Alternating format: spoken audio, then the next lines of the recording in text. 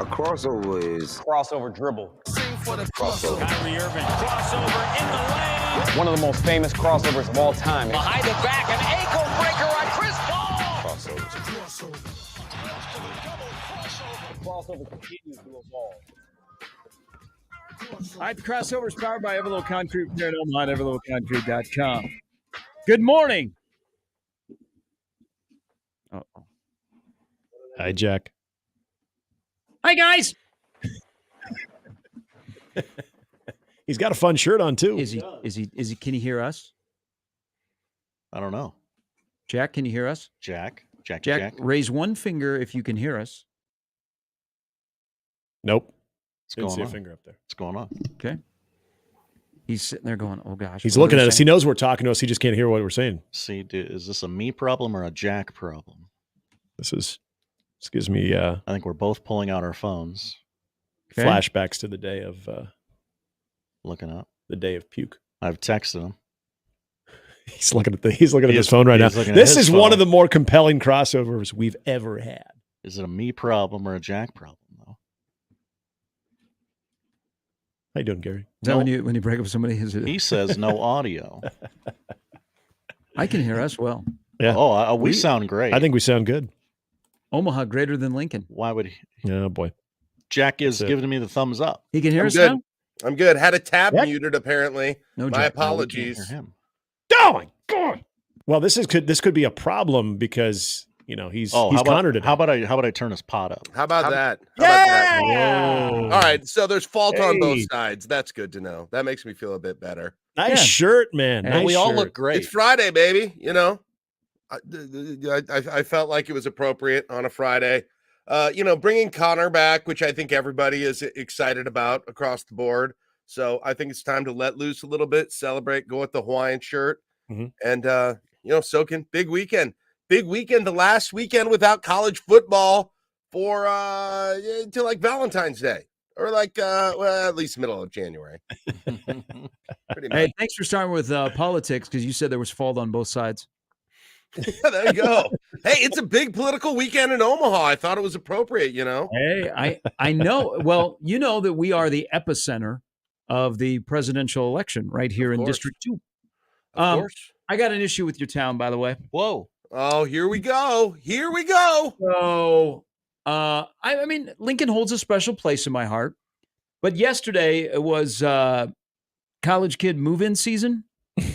And the college kid is moving from Phi-Sci on campus over to the Atmosphere, which is, you're roughing it. He'll never understand what it was like to live at 26th and W. There's so many things. I have so Yes. much to say about that, but we can get into that later. Yes. Is every road in Lincoln under geez. construction or closed? That's an Omaha guy saying that to you. Yeah. Oh, it's unreal. Everywhere around the campus yesterday, it was detour after detour. And it's always this time of year, isn't it? Like always this time of year with the stuff around campus. It was last year too. I mean, I moved my son into his dorm last year. Now this year he's got his own house and he can do his own moving at this point, right? Year 1 and year 2 is very different. But yes, it feels like every year right before college move-in, right before football season. That's to say nothing, Gary, about 84th Street, which is the big headache for all of Lincoln right now. I've heard. Hey, where is Johnny living?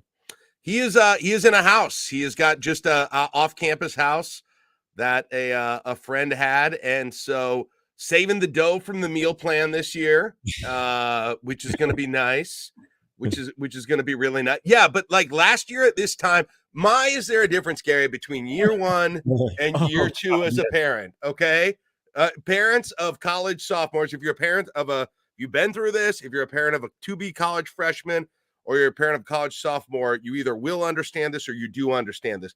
1 year ago, Gary, like I'm going to the grocery store right now and he's moving out in a week. And I bought a big, like a big 2% jug of milk because he goes through milk like a lot of teenage boys do, just like this. And I'm sitting there and I'm in the grocery store getting weepy because I'm like, I'm not going to have to buy milk anymore. Like he's leaving and everything, all of these things. It's the last this, it's the last that. fast forward to August 2024, and I'm see him in our house and like, are you still here? Can you clean up some of your crap and move this? Mom and I want to make your bedroom into an office. Let's go. So the emotions were short-lived is what you're saying? The emotions are as hard as it might be for those of you who bring freshmen to college. Don't worry. It's the same for the younger parents. There's a lot of people who dropped off their kids at kindergarten for the first time, right? That can be hard. I know sometimes, odds, maybe you were there. They've got the cry rooms that are even set up in some schools so they can have the parents go in and watch and make sure everything's okay. Couple of weeks later, it's going to be boo, nothing. All of these difficult emotional situations to navigate with your kids, they all get easier. And that's the light at the end of the tunnel. I'm here to provide all of Hey, you. what are you going to be like? You still have one at home. What are you going to be like when you're an empty nester, you and your wife? I don't know. I can't wait. I mean, no offense. She's upstairs. Who's counting? No, I don't know. Like, it's crazy, but my wife and I, we had Johnny when like we were 26, which at the time was sort of a roughly normal time, average time to have kids. But like, I was the youngest of all of my friends, like my high school friends and stuff. And so we were always the ones who couldn't do things in our late 20s, right? Because we had little kids and didn't, everyone was like, oh, don't invite Jack and his wife to this. They're never going to be able to go. Another thing to look forward to. Yeah, that happened. But guess what, baby? Tables are turned now. Oh, yeah. Because they all decided to wait, right? Mm-hmm. And I get to hear stuff about car seats, and I get to hear stuff about T-ball and soccer games that they don't want. And here I am sitting back with my Hawaiian shirt on, a cool beverage, telling my kids to go drive me places. And I'll tell you what, it is sweet. It is sweet. You'll get there. Don't worry. But I mean, listen, it's all coming back on my friends who waited now. They had all their fun in late 20s. Well, guess what? For me, 47 is the new 27. Yeah, see, Jack, I envy you because I thought the same thing. Parent. I'm an older parent. I was 41 when we had our son. So now at 45 years old and he's on the verge of turning 4, I keep doing this where I think of his graduation party is going to be when I am just shy of 60. That's weird to me. That's really odd to me. Yeah, I don't like it. I do not like it at all. I don't know. I always see those parents because it's when your kid has friends and you meet their parents, and there's always a few that are older, and you're like, they must be in some really high paying, important career that they didn't have a chance, or very wise, or like, they're kind of they're sort of the deans of the parenting group. I always look up to them. Okay, that's what I think. So I mean, I think that's good. Cool. So when he's a teenager, people look at me as like a very distinguished person.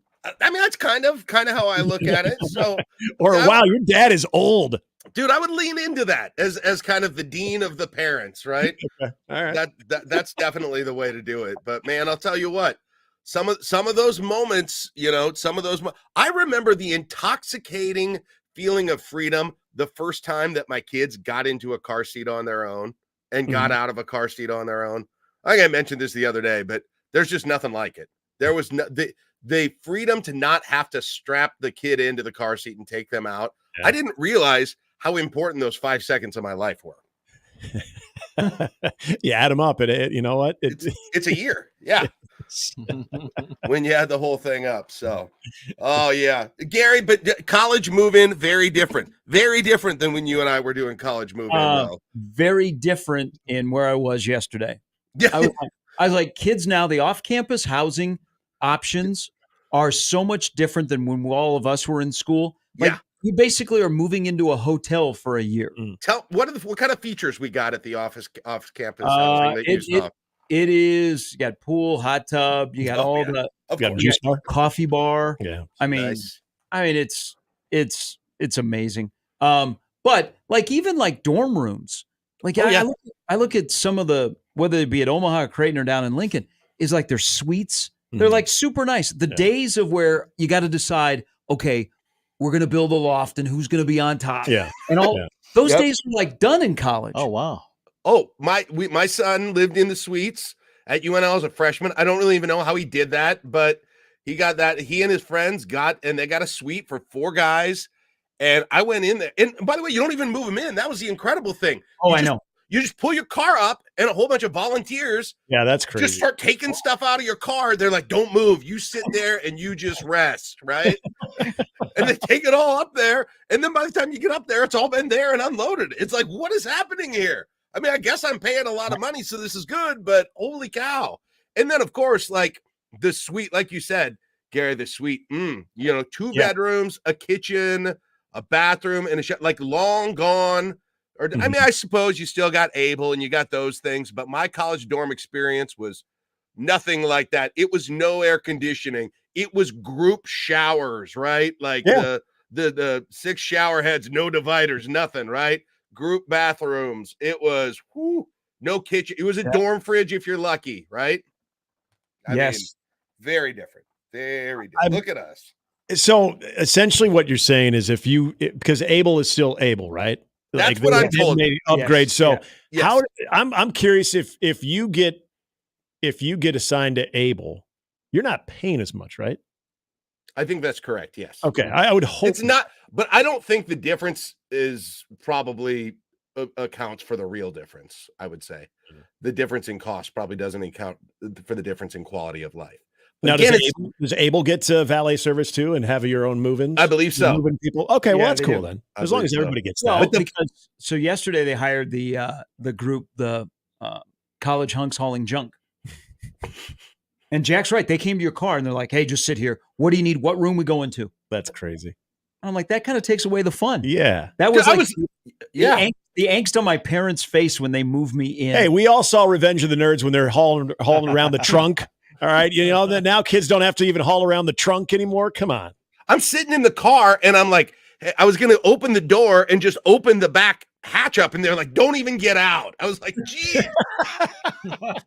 We've got sandwiches for you too while you wait. I was like, "Geez, what is this? Would you like what am I?" Yeah. But apparently, where they get you, I'm learning, is the financier of this whole thing. It's the food plan. That's the real difference, right, between this year and last year for us. But I'm just telling my son, I'm like, do you know how to make anything at all? Like, what are you going to, because it's not going to make a big difference if you go to Chipotle every night in terms of the money situation. Just FYI. In fact, it'll probably be worse, but that's what they'll get you. Damn. There you go. I don't know. I'm hoping that it continues to trend this way because, as I mentioned, I will be a lot older when Reese is going to college. And I don't think I really want to, I don't like moving, period. So I hope they continue to do that and assist in all the moving, because as much as I will love to be there for Reese, wherever he might go, if I don't have to lift a finger to help move, that would be even better. That would be great. It was very nice. Yeah. Or you're not putting that toothpaste back in the tube. I wouldn't think so. If you're going, if this is the trend, so much there. I honestly don't think you're going to go back to, all right, now you're doing it yourself. It's just, I think that's a society thing now. I figured out something the other day. Very, very sad since we're having an old man conversation here. Do you know another thing that selfies have killed in the food industry? Is how many, because Lincoln has its share of older steakhouses. Omaha is known for some of the best older steakhouses. But you know when you've gone in, and it doesn't have to necessarily be a steakhouse. It could be like a popular older restaurant. And they have the pictures of the owner and his kids with celebrities. Yeah. And they'll have them autographed and they have them on the wall. Yeah. Those are going away because of the selfies. Yep. We don't have somebody taking out a camera and taking a picture of Joe Namath being at Misty's with Bob. Mm-hmm. Okay. And then all of a sudden that ends up on the wall. Yeah. That's true. Yeah, that's actually true. Because what are you going to go through the hard work of actually printing it out? Because I went to a local steakhouse that is kind of their thing, and I'm like, wow, there's no like updated pictures here, not even close. But I was, and the only reason that I got excited about this is because did you know that at one time Julio Franco had a steak at Casio's? Really? Oh, wow. Julio Franco made his way in? He's on the wall. Wow. Does Julio Franco hold his... Was he here for like an Omaha Royals game or something? Does he, when he's eating steak, does he hold his fork very unorthodox like he bats? Let's get ready to eat this steak here. That's it. He's got the fork around. He holds it like horizontally backwards, right? Whatever happened to completely weird batting stance? We all tried to mimic that one. I know when I was in high school, we all tried to do the Gary Sheffield one too. Yep. Thinking like, it's natural to have that type of wrist action on a swing. I used the George Brett one. I wanted to be a left-handed hitter. And then have act like Yeah. that. Yeah. I remember one I always remember for some reason is Eric Davis, because it looked like he wasn't even ready for the pitch. Yep. You're right. He would just be like, he was just yeah. Let's see who would have one right now. That would be another weird one was Luis Gonzalez. Remember, he had like he basically stood with his whole body facing the pitcher. Yes. A completely open stance. Luis Gonzalez did. I always try to do the Jim Tomei where the bat would be pointing and then it comes back. Man, I'm trying to think right now. Ichiro. Oh yeah, the Ichiro. Everyone tried to slap hit as well, which I hear is very effective in softball. Yeah, I think we're losing. Are we losing the level of diversity in baseball swings? It feels like a little like the biggest outliers seem to be gone, right? Well, have you seen his videos? There's a guy named Batting guy. Yeah. Yes. Great. Yeah. It's great. I saw that just the other day too. Yeah, on Twitter, he does all the batting stances. Yes, like old school ones too. Yes. Yeah. He also sells himself out. He'll make appearances at your events. Oh, Marty. Hey, kids, you got a big birthday party for the 5-year-old. You're like, hey kids, guess what I brought in? It's some of your favorite batting stances from the 70s. So let's all get the adults. going. The adults will love it. That's how you get people to go to the birthday party, because the adults need a reason to go. That's why they go. As long as there's beer and there's a guy doing old school batting stances. Debbie, I heard your husband's a big Pirate fan. Wait till you see this guy mimic Willie Stargell. He does Stargell. We couldn't get a clown, but we got batting stance guy. I mean, come on. Hey, Caden. Hey, Caden and Aiden. You guys remember Dave Parker? Yeah.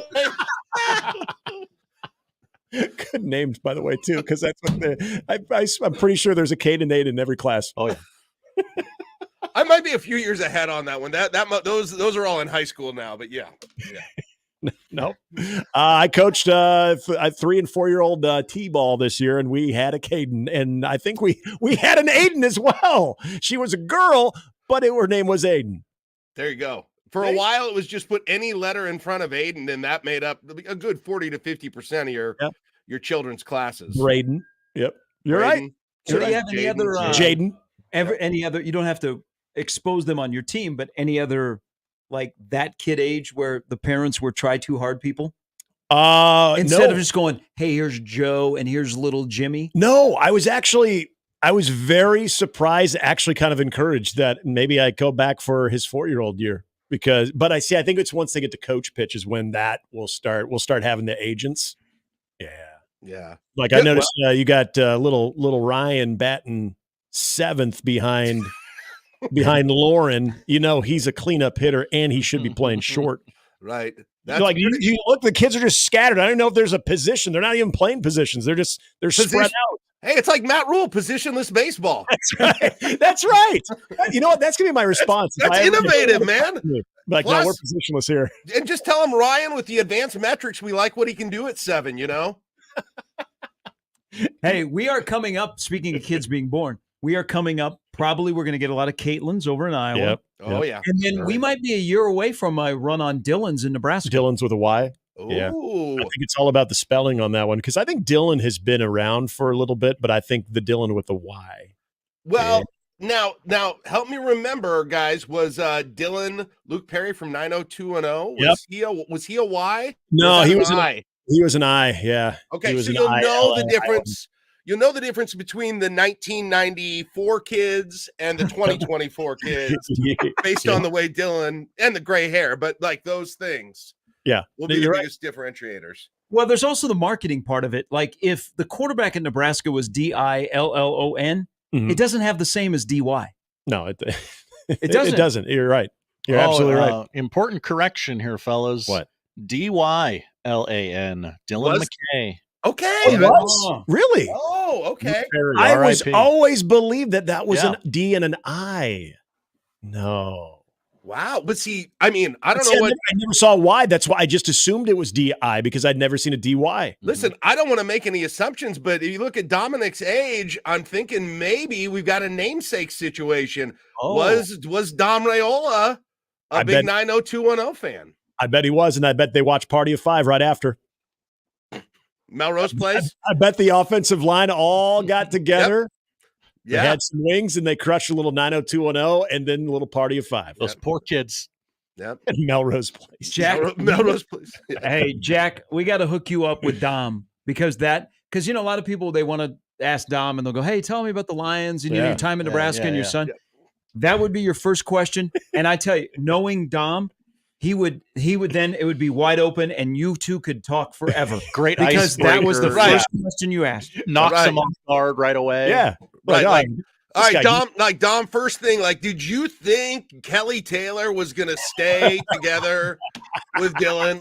I mean, what really? And honestly, what about Donna? Nobody likes Donna. Right? Did Donna Martin graduate, Dylan? Yeah, jeez. No, what was it? Andrea, who already looked like she was 45. That's right. That's true. Yeah, Andrea. And the peach pit. But don't forget about the peach pit. She took off the glasses, and as soon as that happened, everything changed. Everything changed. Yep. Wow. Can I find 90210 anywhere now? Like streaming? Weird. It feels like a Tubi. I bet it's a Tubi.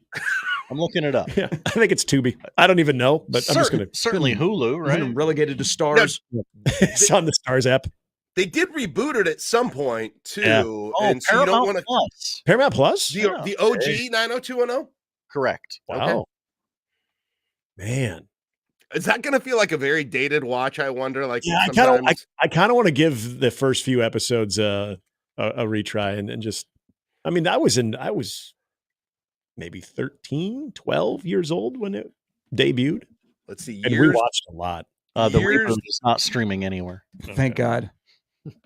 What year did that debut? Because I know Josh and John like to put my senior picture up when I'm going to say 91 or 92. I'm going to say 91 or 2. My senior pictures were taken in 95, and I very much was influenced sideburn wise by the. I did too. Well, that and Brady Anderson. Yeah, and Brady Anderson. It was those two still and I remember my dad was from the 7th. You know, he was born in 1951, but when he was in the 70s, he had the huge lamb chops, and he saw me doing these 90s. Yeah. Jason Priestley, Luke Perry, Brady Anderson sideburns. He was like, "What are you doing?" October 4th, 1990. Oh, 1990. Okay. So right before 91. 90. That's when the 90s started. When Smells Like Teen Spirit came out and 90210 debuted. That was the real beginning of the 90s. You're right about the sideburns, though. I remember from then on, sideburns were really popular. And before that, you didn't see them unless they were in a 1970s picture. Right. But the real mutton chops, like you said. Yeah, like the Elvis mutton chops before that. Yeah. They could connect to the side of your mouth. Think of all the spin-offs from Beverly Hills 90210. Mm-hmm. There was Melrose Place, and then Party of Five. I thought there was another one too. Didn't eventually it became the Hills? What was it? Orange County? The OC. Orange County. The OC. Yep. Kristen Cavallari. That was her, right? In OC? Or was that? No, that was Laguna Beach. Oh, Laguna Beach. See, there's another one there. OC is what's her name? It's on the tip of my tongue. I can't think of it. Had that song, California, here we come. Remember that song? That was a good song. What was her name? Was awesome. Misha Barton. Yes. Boom, got it. No Googles. Hands up. Got it. Saved by the Bell would not have been. I mean, way before. Yeah, it was before, right? Because they had the middle school years. Did you know there were only 6 episodes of Saved by the Bell that took place at the beach? Only 6? Only 6. It felt like a whole season. The beach summer? Yeah, they had the entire summer when they were at Malibu Sands. Mm-hmm. Well, I mean, Stacey Carosi, I thought was a major character there. Yes. Yeah. Stacey Carosi. 6 episodes. Really? So I've always wanted to participate in a Who Wants to Be a Millionaire Saved by the Bell edition because I feel like I would have a really good shot. Man, at one point in my life, I could have absolutely slayed any piece of trivia on any episode. I'm afraid some of that has been replaced in my brain. Right. I think a few kegs later, I might have forgotten a couple of things, but I still, when it's brought up and somebody asks the most like trivial thing about it. I still have it, some of it, and I'm kind of ashamed of myself, but I'm also kind of impressed. It's a roller coaster of emotions, really. Whatever happened to Principal Belding's brother? Oh, that's easy. Well, he gave up on the senior trip because Inga, the stewardess, was in town, and so he went on a date with her. Wow. High and dry. Never saw him again. Wow. Dude, respect. Inga. Respect. Inga is a great pull. Inga, and his name was Rod Belding. I was right there with you, and then you said Inga, and I'm like, whoa. Oh, I'm a nerd. Yep. I have a group of my friends. We still quote one episode when there was like a 4-wheeler race and Slater crashed and he lost. I don't even remember who he lost to. It was one of the beach ones, probably Stacy Carosi. And I can't remember who came up to him and said, "You lost," or no, he said, "I lost bad. I lost to a girl." Lost to a girl. So yep. Yep. We still say that to each other all the time. I think it was because they were both lifeguards. Him and Kelly Kapowski were in some type of like an obstacle race. Yeah, maybe that's what it was. That's what it was. Yeah. Yeah, I lost bad. Man, I'm going to bow down to you with that level of knowledge. You dropped the Inga there. I can't do that right now. That's a level I admit I'm not at. Jack, she was only in town for the weekend. It's usually where it starts. Now that we're going full disclosure here, I will admit that at a awkward age, I couldn't stop watching The Hills. Really? Because it was a train wreck. Oh, yeah. It was. I was like, does really kids that age, this is their issues? But see, you watch Bama Rush, so this actually doesn't surprise me. Yeah. That's Lauren Conrad, right? That's it. Yes. Yeah. Lauren Conrad. Yep. See that I was out on that, but like I was way in on the early Real World situation on MTV. Oh, Real World LA was fantastic. So I could probably give you tons of detail on about the first 5 to 7. So New York, LA, San Francisco, London, Boston, Chicago, all of those, Chicago, and then I'm starting to be out soon after that. San Diego. Was there San? Okay, I don't remember. Oh, San Diego was Ruthie. They did a Vegas one. Yeah, yes, Ruthie. Mm-hmm. I remember who had the drinking problem, and Puck, and Puck in LA. Puck had all the problems. Puck, he was stinky. You don't hear as much about Puck anymore, do you? Well, remember the LA one got controversial because there was the alleged sexual assault between David, who was the comedian, the aspiring comedian, and I cannot remember the gal's name. Tammy. Yes, that's it. Tammy? Yeah. Was she the one who had her jaw wired shut for a week? Yes, trying to lose weight? Because remember what it was? Is she was in like a Destiny's Child copycat band or something like that.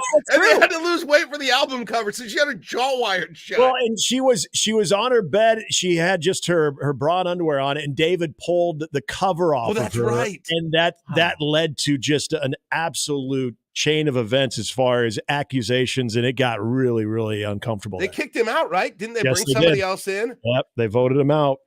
And then one year they brought somebody in. It was so weird. They brought somebody in and they got rid of someone and they brought in the second person named Beth, and there were 2 Beths. Yes, there were 2 Beths. Yes, in one season. I was like, I think that was LA as well. Was that maybe that was it? Maybe they brought in Beth. That's who they brought in for David, was another person named Beth, who was like a producer on the show. It was blonde Beth, and then there was redhead Beth. Yeah. I would like to read a sentence from the episode synopsis, season 2, episode 14 of The Real World, titled Troubling Careers. Okay. What a moment in time here. Feeling uncertain and unhappy, she consults a psychic, takes classes at ITT Technical Institute, and has her jaw wired shut to lose weight. September 23rd, 1993. And nowadays, you just take a shot. September 23rd, 1993. And ITT Technical Institute. What a time. And to bring it all full circle, about 5 weeks from that, Tim Walz would be tearing down the goalposts at Memorial Stadium. Well played. Well played. Excellent dismount. It was. Have a great show. It's great Thank you, to hear guys. from you. Looking forward to listening to the rest of the day. And I guess, who knows, 2 weeks from today. You know? Oh, man. It's getting close, man. You just gave me goosebumps there. I'm ready. I am ready. That was like All your right. Thunder hype. No, Very not good. supposed You should get Jack all hyped up. Hey, with your Thunder by the Collins. way, I got to give you Thunder. credit, Jack. Last time you were in studio here, we were talking about why isn't there more hype? There are more people that are on that with you. Oh, really? Yes. Like this kid gets hype, but not to the level of we've seen hype before around. It's not Jeff Sims level hype. Sorry. Was Jeff Sims hype this time last year? No, he wasn't. I mean, he had a value meal.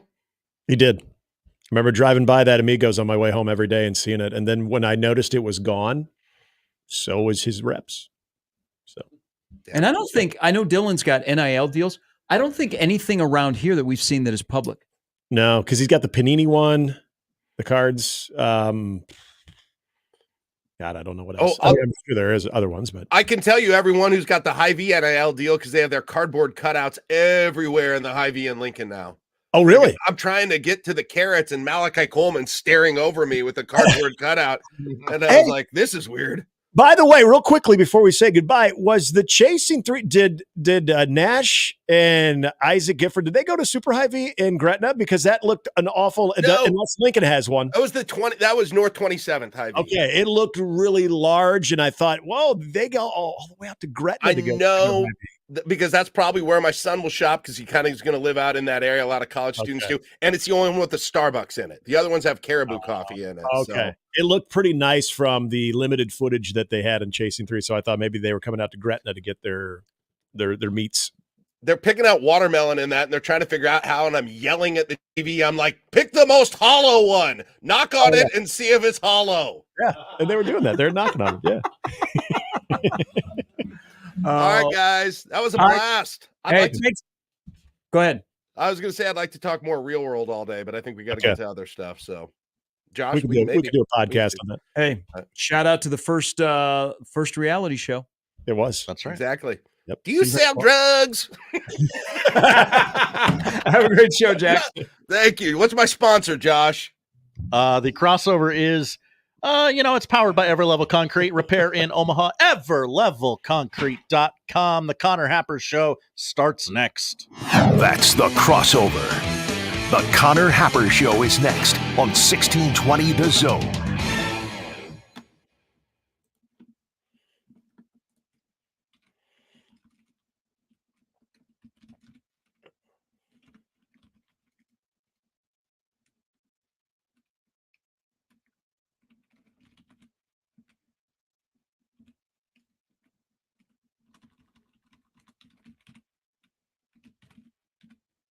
Mostly sunny and warm for your Friday with a high today in Omaha of 87. Keeping skies clear and seasonally cool overnight, a low of 63. Winds remain light out of the north today and into the weekend. Expecting more sunshine and mild temperatures Saturday with a high of 85. I'm meteorologist Caitlin Harvey with KUTV Newswatch 7.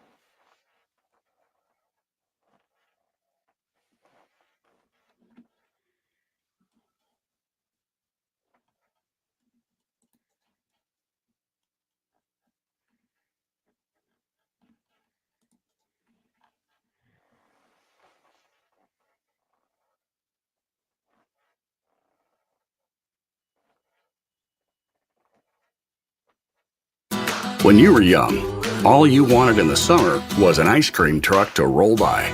Now, you just can't wait for the Harbor Freight parking lot sale or roll around. And it's here. Stop in this weekend to save big. Maybe you're looking to fill up that tool chest. Maybe you're looking for a tool chest to fill up. You'll save money either way.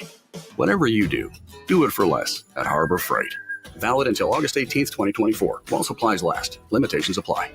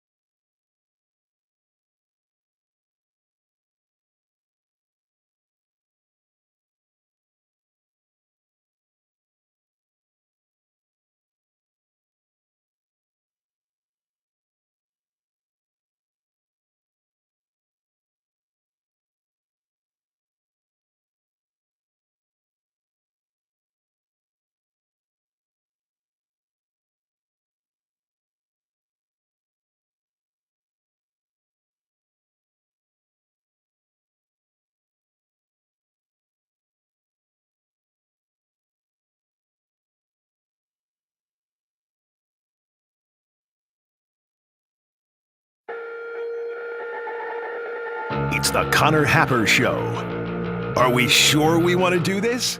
Could you, make an announcement that we're ready? It's the Connor Happer Show on 1620, The Zone.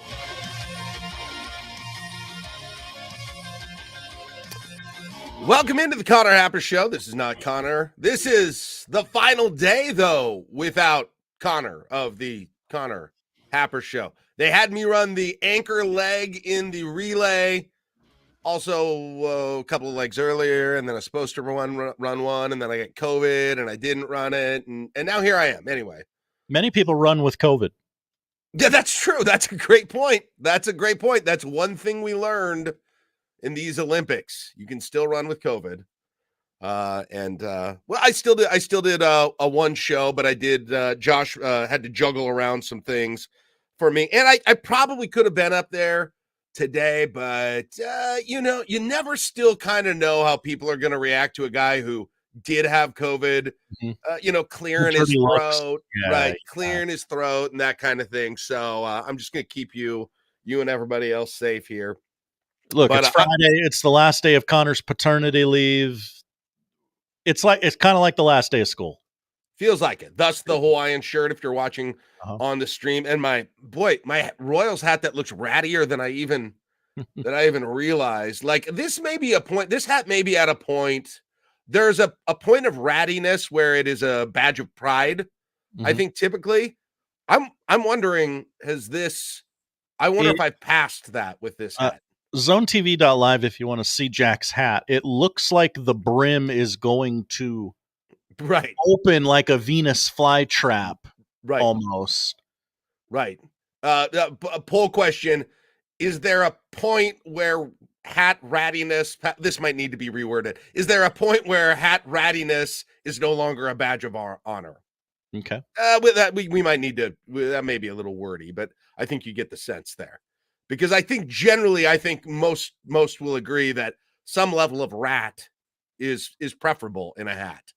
I would think, or maybe that's a generational thing. I don't know. No, I think you're definitely right.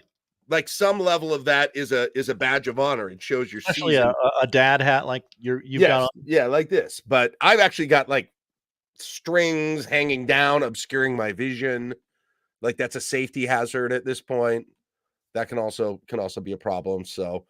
There we go. First poll question of the day. All right. Hey, let's do our lineup, which is powered by the Rooferees at John Higgins Weather Card. First, the guest that we've got joining us today, scheduled to be joined today by Bryan Munson. That's just like 20 minutes from now. I'm going to ask Bryan the big question: any chance on David Sanders? Any chance? Because I believe his commitment's coming up tomorrow. I believe. So we got that. We got an Omaha recruit hitting the top 20 in some of the recruiting services, not only in Nebraska, top 20 in the United States. So we can get into that a little bit here. We got Brian Christopherson. He's also going to be the 11 o'clock hour, just under an hour from right now. I believe practice is going on right now. It looks like Satterfield is at the podium. Okay, he's done. All right. Well, we'll see if we can figure out what Satterfield and other players, coaches had to say. And primarily at this point, God, you've heard so much at this point. It's like the one thing in these press availabilities is like, don't tell me about any injuries. I mean, that's kind of where I at. And we're going to talk, another thing we're going to get to, and we might do it in the next segment here. Some of you may have watched this too. Big Ten Network did their around the Big Ten tour, which, by the way, has to take 2 months now when they do it. But they did that thing, and they came to Nebraska. So I watched it, so you didn't have to, or maybe you did watch it. You still want to watch it. Don't worry, I won't spoil it. It's on the DVR. I'm going to watch it this weekend. Okay, I'll give you a couple of things to watch for and think about if you haven't watched it yet, and if you had. Maybe you'll want to, or if you don't plan to watch it, I can get you the info that you need with that. So we'll get into that. Other guests scheduled for today. We've got Steven M Sipple, who is joining us at 12:30 today. And I think that's it for our guests today. Then a couple other things that I do want to get to here today, Josh. One emotion, I will say, that we typically don't have in sports for people, teams, and players other than our own is sympathy. But I want to ask some questions. There have been some current events that make me wonder what people's capacity or level of sympathy is for teams and players that they may not root for, because there have just been some news, and especially connected to the NFL. I'm curious if this exists for people and who gets the greatest amount of it. I'll explain a little bit more later in the show today. I want to get to that as well. I've been continuing to do the thing where every year, people who have been following me on Twitter know this. Every year I do this super dorky thing. I get a Google Doc. I've been doing this for almost 10 years. I get a Google Doc. I type out physically, like I could use AI for this, I'm sure, but I type out every single day. So, and this is starting in mid-July usually. So it's like Friday, August 16, return. Saturday, August 17. I do that all the way to like New Year's Day. And then I go through and with painstaking manual computer labor, I copy and paste Jack, the college football schedules, the NFL schedules, high school football games that I'm interested in, the baseball postseason schedule, beginning of college basketball games, and I create myself a visually stunning fall menu of sports to watch and to be excited for. And then what I do this time of year, so weird. All I do is I just scroll through it and I look at it and I just kind of imagine those days, the days curled up by the fire with a pumpkin spice latte and knowing we've got a day of NFL and college football and postseason baseball and volleyball and high school football all ahead of us. And so I've been doing a lot of that. So I'm getting, I think maybe a little bit of a teaser for some of the days I'm most excited for in the fall of 2024. So we'll get into that. Okay. Sounds like a little extra work on your part. I did all that work. I feel like I should at least get a segment out of it on this show when I do it, because it takes a stupid amount of time for something that I don't get paid for. But I still do it, and it's really just for myself. So we got that today. And then I have made a controversial rooting decision for this college football season too. I have already gotten some real blowback for it. If you haven't heard it, I declared it on my own show. I've gotten some real blowback for it. I'm going to tell you what it is, and I'm going to defend myself as well. There is a color. I'm not going to wear the color, but I will be supporting the color that will be, I think for some of you, it'll be unthinkable. But I think I can explain myself with this.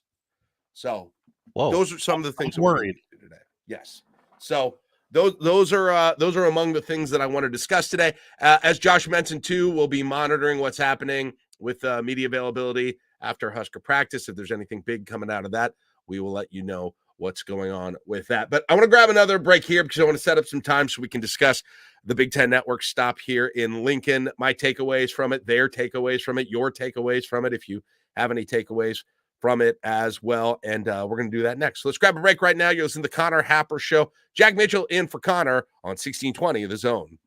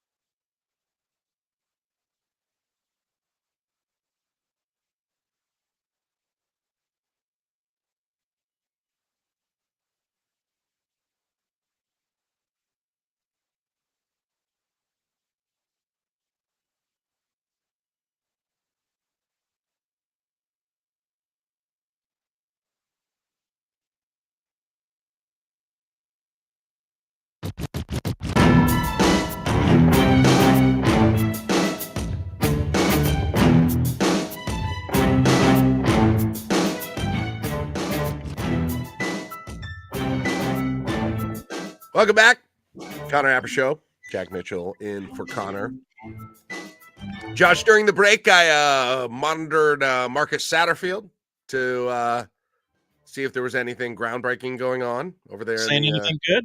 The news conference.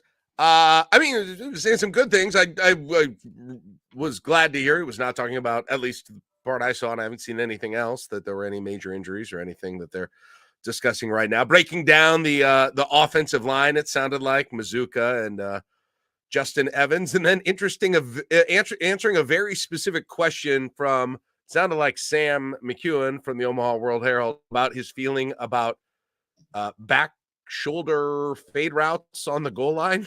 like an extremely specific question, one might say. But it's that time. It's that time of year. It's that time of year when, like, what else can be said? What else can be asked? Like, even to some degree, as I'm prepping, and I'm always excited to talk to our guests, right? Like Sipple and Bryan Christopherson, guys that I like, I've known for a long time, I've read for a long time. But the challenge is there, right? This is it's not only the dog days of summer and the dog days of training camp or fall camp. I still call it fall camp. It's also the dog days of asking questions about those things. I mean, it truly is. And like I went through last night and did the entire Big Ten Network tour stop at Nebraska. And I've watched a couple of others. I watched some of the UCLA one, or I watched some of the Washington one. I saw a little bit of the Ohio State one. Just once I want them to come in, to pull into town, right, with Dave Revson and Howard, and they were the only two that were at Nebraska, but pull in and just say this team is gonna be garbage this year. This team is gonna suck out loud this year. And here we are in their campus, in their facilities, letting you know, because like, honestly, that's you can't go into those. You've got to pull out the positive no matter where you're going. A promising future. If it's Ohio State, obviously the most talented team in the nation, right? But if you're at Indiana, you're like, a real new energy around this place, excited about what year one could be under a new coach. And if it's Nebraska, it's like, yeah, year two under Matt Rhule has always been good. Feels different this year. Matt Rhule is doing less coaching, and the players kind of know. And Dylan Raiola. I mean, no matter what, no matter where they go, it's just going to be finding the positive in the entire thing. So if you know what it is, if you go in knowing that that's what it's going to be, you can adjust sort of your expectations. So I obviously knew that going in, and you all probably do too. And so I'm wondering, okay, are we going to get any nuggets out of this that we wouldn't have known, just from our regular consumption of local media? I don't know. There were a couple of interesting things. Like they had Satterfield on.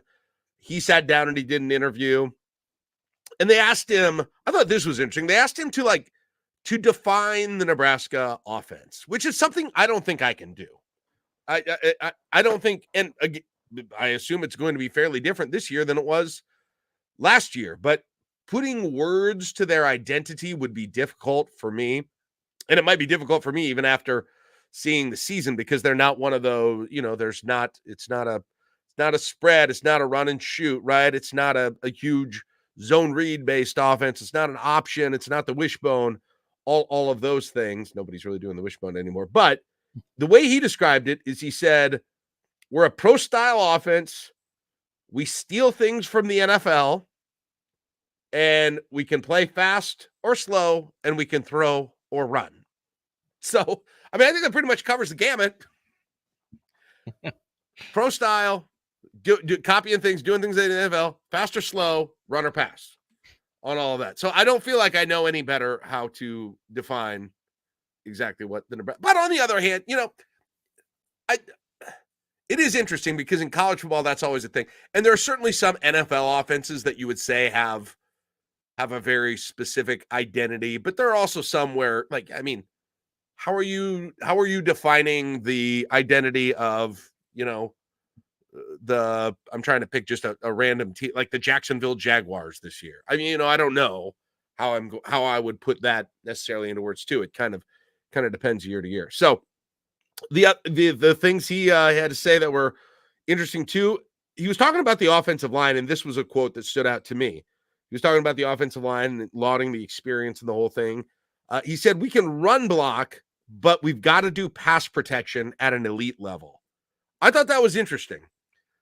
He said we can run block, like we're already, the implication was we're closer to where we need to be on run blocking than we are pass blocking here at this point. So I thought that was a little bit of a nugget with this.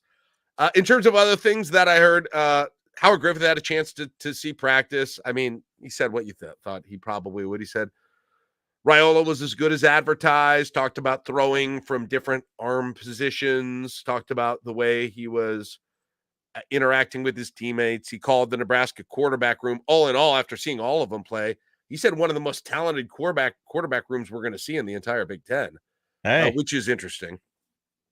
I guess I wouldn't have necessarily thought it that way, but in terms of depth, maybe, what a different place to, if that were true, if that wasn't just blowing smoke, what a different place to be than this program has been in terms of quarterback depth for quite a while. Matt Rhule was asked about, like, where is the biggest jump position wise from last year with the hand that you've been dealt and you're playing with, and he went to the wide receiver room on that. He said that's the biggest difference this year. And, we all know the story now. You bring in a couple of transfers. You've got some more experience. You got some newcomers who are young as well in that whole thing. But he said the biggest thing that he wanted from the receivers was just to allow the team to have some balance, because teams have been pinning their ears back and they've been blitzing on Nebraska. And that's one of the goals, is to loosen defense up. And they haven't been able to do that with the receiving core last year, he implied, at least. And so that's the plan there. Our friend Mitch Sherman dropped a piece on The Athletic today about the receiver room and how they expect to be 7, 8, 9 deep at the position, and it should be a substantial improvement this year. That's interesting. 7, 8, 9. Wow. That's interesting. You go through and you just think, you got the two new transfers in Banks and Nior. Okay. You've got the guys, the young guys who played last year, right? In Lloyd and Malachi Coleman. So you got 4 there. You got Ja'Cory Barney, who's been mentioned several times as a freshman that could have some impact as well. Let's see, you got Carter Nelson playing wide receiver. Maybe that would be 6. Bullock played a ton last year. He had the first touchdown of the year. People forget. Remember the trick play that Jeff Sims, like the throwback to Jeff Sims, who kind of dropped it, and then Alex Bullock was the most wide open wide receiver you've ever seen in your life, and that ball felt like it was in the air for a half hour. I do remember. He's still on his people. A lot of other people have forgotten about that. That's 7 that I count there. IGC. Did you IGC would be 8. Mm-hmm. Yeah, I guess that isn't that. I guess that does stand to reason then in terms of how much rotation there is there. But Rhule kind of echoed the idea that they're bullish on the receivers this year. Here's the other one, and people already picked up on this a little. I saw a couple of articles about it already. But John Bullock and I believe it was Tony White, there were at least 2 mentions of Amare Sanders on this BTN special. And a name you might not even recognize, true freshman, 3-star recruit out of Miami, and at the cornerback position, probably not someone that you had on your bingo card, potentially challenging for a starting spot, but he apparently is impressive enough that people are mentioning, and Sayre Wright, the USC transfer's name was mentioned as well, but pretty interesting that when sort of given an open-ended question asking for who's standing out this fall, you had players and coaches alike mention Amare Sanders, another one of those Miami guys. They got quite the Miami pipeline there, the Miami to Lincoln pipeline, because you got McGahee, you got Shavers, who I've heard mentioned, I think a couple of times by coaches during fall camp, and you got Barney, right? Ja'Cory Barney's also from the Miami area, and I think he's one of those guys, if you talk about 7, 8 receivers, he's one of those guys there.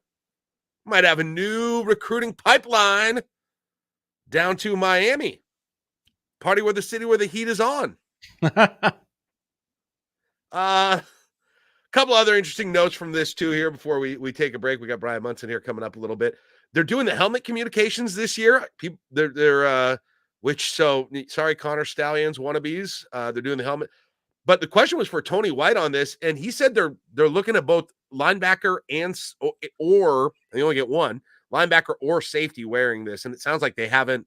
At least he acted like they hadn't completely decided yet on which it was going to be, like a middle linebacker, or is it going to be a safety that's always on the field that's going to have it as well. With as much as Nebraska subs too, it'll be interesting. How does that work? You end up having multiple people in the field who've got it in their helmet, but it's only on for one person. I actually don't know exactly how that would work, but Nebraska plays 87 people on defense. So do we just give everyone one of these things? I don't know how that works exactly. And then final thing is the BTN crew, for whatever it's worth. They said, hey, the thing that looks most different this year between fall camp, 23 and 24 was just Rhule's demeanor and his level of involvement in doing direct coaching. It was a lot more in 23 than they saw in 24. And I think Rhule's said that too, right? You've got to have ownership and leadership from the locker room itself, and they've got to take some of that over. So perhaps that's manifesting itself in this year's fall camp. So there you go. That didn't spoil it. You'll still watch it and get a whole lot of new nuggets and nice practice highlights as well. And you can see Howard Griffith doing some interviews with the players as well. And no, they don't do, luckily they didn't do what I wanted to say and come in and just say, this team is terrible. They're definitely last place this year. But I hope one of these years they're brutally honest. Welcome to the bottom. You're watching TN. Right. Brutally honest fall football tour. That should be an alternate series where they send another crew to do that. Like, geez, this team is wow. Watch practice today. Their diner down the street on campus sucks. Nuts, yeah. Not a lot of playmakers on this team. Anyhow, all right, we got to take a break. So we got Bryan Munson. We'll talk some recruiting. That's coming up next. You are listening to the Connor Happer Show. Jack Mitchell in for Connor on 1620 The Zone.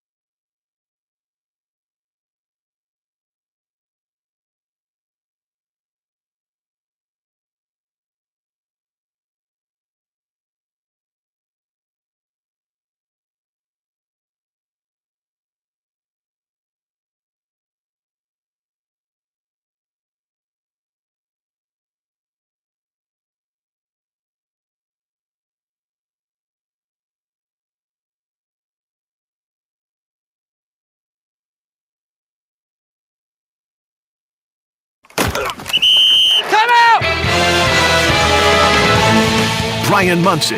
Hey, long call. Comfy left zoom buster. 63 bang. Z Maui. Alert. Paradise Z Burger Y Wrap on one. Husker Online on the Connor Happer Show on 1620 The Zone. Hey, welcome back. Connor Happer Show. I'm Jack Mitchell. In for Connor on the final weekday of Connor's hiatus from the show. He is back on Monday just in time to get everybody ready for football season. 2 weeks from Saturday is kickoff for Nebraska in the minors of UTEP. 1 week from tomorrow is the Aer Lingus Classic from Dublin, which has become an annual tradition in my household now, I suppose. But right now it's time to talk a little recruiting in an interesting time here with Bryan Munson. As you heard, he joins us from Husker Online. Bryan, my man, how's it going? Dude, long time no speak. How are things with you? It's good. It's good. Getting a chance to do a little Omaha sports radio here for Connor. So good to talk to you. I was wondering. I know you and I used to talk long time ago. We used to get together on signing day and do some stuff. And how long have you been doing recruiting coverage overall? 25 years this December. It's been a while. I mean, and what's hilarious, and I just about got them down the other day. I was cleaning out my closet. There's been a lot of accumulation over 50 years, and I have all like the old Philip Steele and Athlon, catalogs going back to the early 80s where all the recruiting capsules are at and stuff like that. Honestly, not trying to pitch another competitor here, but I inherited all of my grandfather's, all of his old Huskers Illustrated magazines. And even the ones that had like the newsletters before they were even a magazine, the folded newsletters that used to come out. So I was half tempted to kind of get that stuff down the other day to kind of start taking a look through it. But yeah, it's been 25 years doing this, man. It's been a blast. I've not had more fun than I do right now working with the group that I work with. That's awesome. You reminding me of like the recruiting capsules, because it used to be pre about the time that you got in it. The way that like the recruiting information I consumed was from two places largely. Of course, there's a little local media when it happened, but it was those recruiting capsules in Athlon or Street and Smiths or Lindy's or something like that. And then the other one, Bryan, was the press guide that came out at the beginning of the year, right? And you would go through and you would look at all the pictures and you'd read about them. Like that was how you got, I mean, at least I did as a fan. That's how I got most of my information on recruiting at that point. Yeah, and then it kind of converted once the internet kind of came around. Like you had Max M. Finger, and Alan Wallace, who I actually had the pleasure of working with and covering the Texas Hot 100, for years and years and years under him. So it kind of evolved, and print's not totally dead. In fact, I love the annual magazine still. I just, how do you get out of doing that? And always get one. Pick up Dave Campbell. Yeah, you got to go to Dave Campbell's and get the Texas football one and kind of check it all out. It's got all the high school stuff in there, but it's fun to kind of go down memory lane. In fact, kind of bringing up the real stuff in the closet, but the Big Red Report magazine actually saw one the other day that I think was the very first one where I had an article printed in it. So lots of good memories that we're kind of bringing up here. But yeah, I think it's awesome because like I thought about you offline when I saw that you were doing the show, and I immediately went back to our signing days, the National Signing Day, how much of a holiday that was, and people would take off work, and it's like the first Wednesday in the month of February, man. And you and we're catching up at like 6 a.m., 6:30 a.m., on a Wednesday. Yep. While the fax machines are buzzing. Yep. Totally. And they had fax machines. They literally had fax machines, man. Totally wild. Yeah, I can't imagine. I'm going to get to current questions, but I'm having fun right now. But Bryan, it's crazy. Like I obviously don't cover recruiting, but I also I followed it, and I'll still have like random names that are always in my head. I can't imagine you guys who cover recruiting, who you learn and get to know, whatever it is, hundreds of names a year that you get to, like how your brain processes that, remember some, doesn't remember some, remembers better the older ones than the new. Because like right away, I for some reason I remember guys like Ontario Smith and like Jason Thomas, and I mean it probably was from an era when I was really paying attention. But for you, when you're learning like this number of new names every single year, I can't imagine what that does to your brain in terms of recall. Well, there's definitely a part that churns quickly, and then there's the part that's like 80s music lyrics, and that part will never leave my brain. Exactly. That's those are definitely two different parts of the hemispheres of my brain up there. But no, I think the one thing that you have to do is there's always memorable parts of the cycle, of the people that you talk to, whether it's memorable like Adrian Martinez memorable or Tim Tebow memorable. Those conversations, the type of individuals they were, or hilarious, like the Nyan Boateng story that I had pitching up with him in high school. That was wild. But then just, some guys will just, they have become friends over social media. Some guys I still kind of exchange text messages with, even some guys in the pros. It's been one of those kind of things that honestly, and I love watching the NFL draft now even more than I did before. I bet. Because I have a chance to sit down and point at the kids that and my sons are there, and I said, talk to that kid. Saw that kid in San Antonio at the Army All-American game or whatever, and those are really great stories that I'll always cherish. All right, let's get to what's going on. Current news: David Sanders, the offensive lineman. I know he made that visit to Lincoln, and they kind of had fans come out and see him. And I know he's down to a decision right now. Who's it down to, and what is the forecast here for David Sanders? Yeah, I think he's really down to Tennessee and Nebraska, I think, which where we kind of thought everything was at, even though he's still stating there's a top four. I think it's Ohio State and Georgia are the other two. I think this is Tennessee. I mean, obviously a lot of the national guys have already kind of made their prediction on it being Tennessee. The biggest problem here, obviously, going back to where things kind of started out with him, was just that Nebraska, got involved so late. I mean, they get involved on Mother's Day weekend, and, that's the first time he steps foot on campus. And that's just where the relationship just kind of started from. It starts from where Raiola is there to opening up the door to the possibility.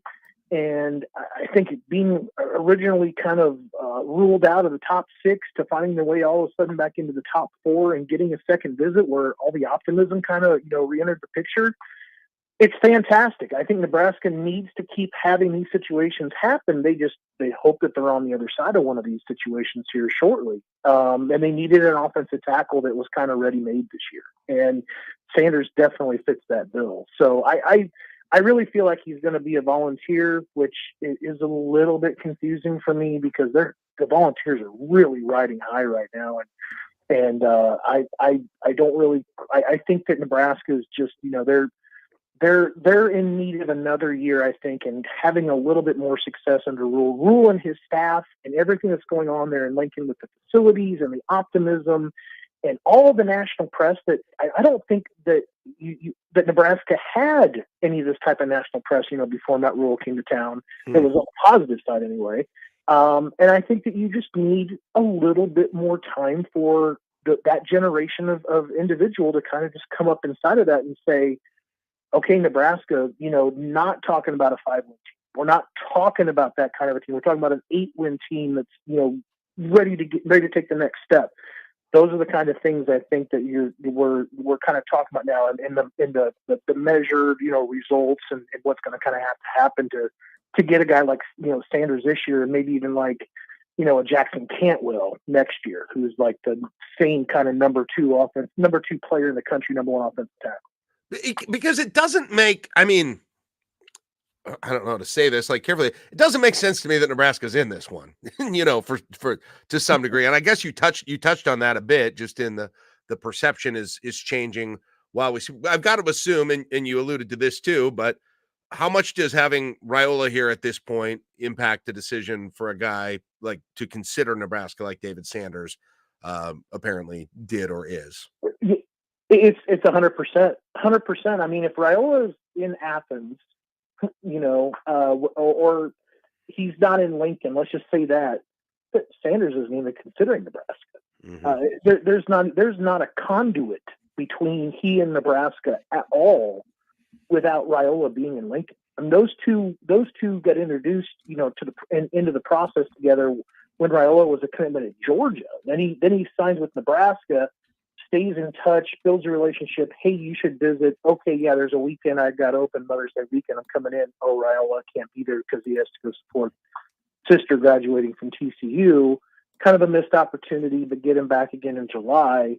Just a little too little, just a little too late when it comes to all that stuff, and just not enough visits is what I think it's really going to come down to. I think the familiarity isn't there. The relationships aren't there. I think he really enjoys it. I think he sees a picture of him, obviously, walking through the door and just having to kind of learn the system and then being possibly looked at to play very early in his career. But it's not a bidding war either. It's not an NIL deal. It's not. I think this really comes down to just trajectory and the success that, where these other programs are at right now in comparison to Nebraska. I'm curious your thoughts on Isaiah Mosey. I guess this was a few days ago now, but is switches commitment to Nebraska. And I get number one, him individually. I know he's looked at, I think, by most services as a 4-star. And what does that do? I guess, what does that do to this class and the outlook on this 2025 class?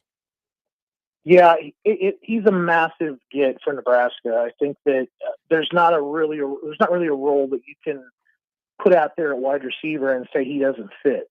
He has capability, and he's a 6 foot, nearly 200 pound, very solid guy that can take the top off of the defense, stretching the field. He can, play in the phone booth, get the pass in tight spaces, have to make a man miss, slip screens, you name it, he's got it. I think he's also like one of his biggest strengths. And I think it's the strength of Jackson Carpenter. I think it's the strength of Bryce Hayes. I think those guys all in motion, coming out of their motion, really create some big problems for people on the other side of the line of scrimmage. You're talking about 10-6 guys, that are able to kind of get into that have great physical tools. They're 6 foot, 6'1", they're 190-ish. They're really strong. They're explosive. Carpenter's nearly like a 40-inch vertical. Mosey, he can do different things than those other guys can too, but they're all like 20, 21 mile an hour guys, the top speed. Like it's pretty incredible. But I think what Mosey does too, and I think that this really is one of those things, I think it's a ripple effect. It's something that has to happen under Rhule. It's going to have an impact with trying to gain some footing in Kansas City too. You have his dad on the staff now. He's obviously going to play a key role when it comes to Nebraska and recruiting, and having him in Kansas City and that whole general Midwest area is going to be very smart and beneficial for Nebraska. But when you can get a guy like Isaiah to flip from Oregon and Nebraska, and then on the surface, just what it kind of looks like to get a guy like that out of KC to come to Lincoln that was, considering Oregon, considering OU, all those other schools, it's gonna have some additional benefits besides of what the obvious is, the direct of putting him in the room and letting him go to work a little bit. I think he's a difference maker. He's absolutely a difference maker, and I think that when you add him with the two guys that are there and the possibility of a Michael Terry, who we're still kind of waiting on, the number one athlete in the country. They could have a really outstanding group of receivers in this 2025 class. And Terry, I know he's classified an athlete. He'd likely be a receiver, though, I assume. Yeah. Yes, absolutely. Yeah. I think that's one of the strengths in how Nebraska is approaching him, because Oregon kind of sees him as he's a big dude. He's 6'3"-ish, right. 210, 215, and they kind of see him more as maybe more as like a Carter Nelson, more like as like a hybrid, kind of YX jumbo athlete guy. And Texas kind of sees him a little bit on defense. And trust me, you put his film on, it's limitless as to where you can kind of see him playing. And that's why I have kind of, compared him the most to Deebo Samuel. I think Deebo is the kind of guy in the NFL that just, you could put him anywhere. I'd be comfortable putting him back there at punter, and I just feel like he is going to go ahead and give you something because he's so athletic, he's so talented. And that's exactly the way Michael Terry is. And Terry told me earlier this week he's working on getting to Nebraska for a game day visit. Actually, we will have a report from his scrimmage today down in San Antonio on 3 later on tonight, and I passed some questions along to get back to him. So we're going to try to figure out what game that is, what kind of timeline he's thinking about, et cetera, with him. But, yeah, Nebraska is very much in the picture. And that's Texas and Oregon are the other primary suitors there? I think that those are, and I think it's really like Texas, Nebraska, and then a very far fall off, I think, to Oregon. I just don't think the Oregon, the tight end approach is really helping out. Let me ask you about I guess guys who are now in fall camp, but were obviously recruits last year. I was watching. We were talking earlier on the show. I watched the Big Ten Network sort of tour, and they came in to Nebraska, and in that show and other times this year, I've heard multiple coaches and players mention Amare Sanders. I'm curious your reaction to him being one of the people, and of course, there are other people in the class that are getting a lot of discussion, mainly at quarterback. But how I'm curious what your reaction is just to him being discussed so much just a few weeks into his career, actually playing here in the fall at Nebraska. Yeah, and he was a late commitment. I think he actually committed either on Sunday day or the week of. Was really considering Nebraska and Louisville all the way down to the wire. Has a great athlete. Didn't want to graduate early because he was also going to play basketball for his high school down there in Florida.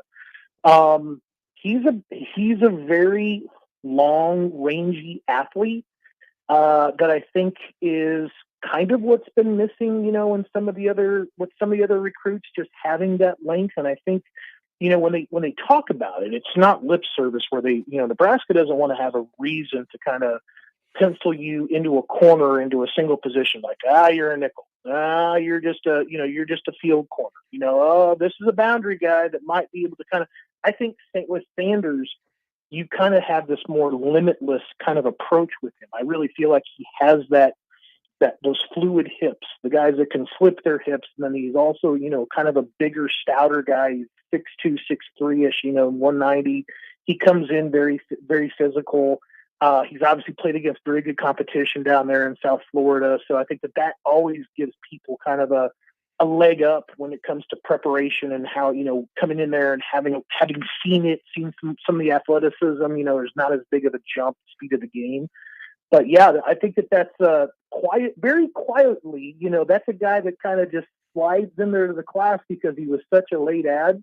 And I think it is surprising to some people that obviously he's being thrown around there. But I think Nebraska, knew what they were getting with him and stood right by him. I mean, I think he made it like 9 or 10 defensive backs in the class last year. So that they had to have a pretty good idea what they were getting. Yeah, they got like 25 on the roster. It's crazy. It's a lot. It's a lot. If they get those roster sizes down, there's going to be a lot of DBs. Yeah, that room will have to be cut down a little bit. And it's interesting, too, because, you talk about South Florida, that Miami, it feels like there's a lot of the mentions of the young guys who have, looked good in fall camp and get name checks every once in a while. It's a lot of that kind of Miami pipeline, or at least 1 year pipeline with Shavers and Barney in the spring, obviously, and McGahee to some degree. Maybe it's just a coincidence, but that seemed to pay some dividends in this class. It'll be interesting to see if that kind of connection can continue going forward in recruiting.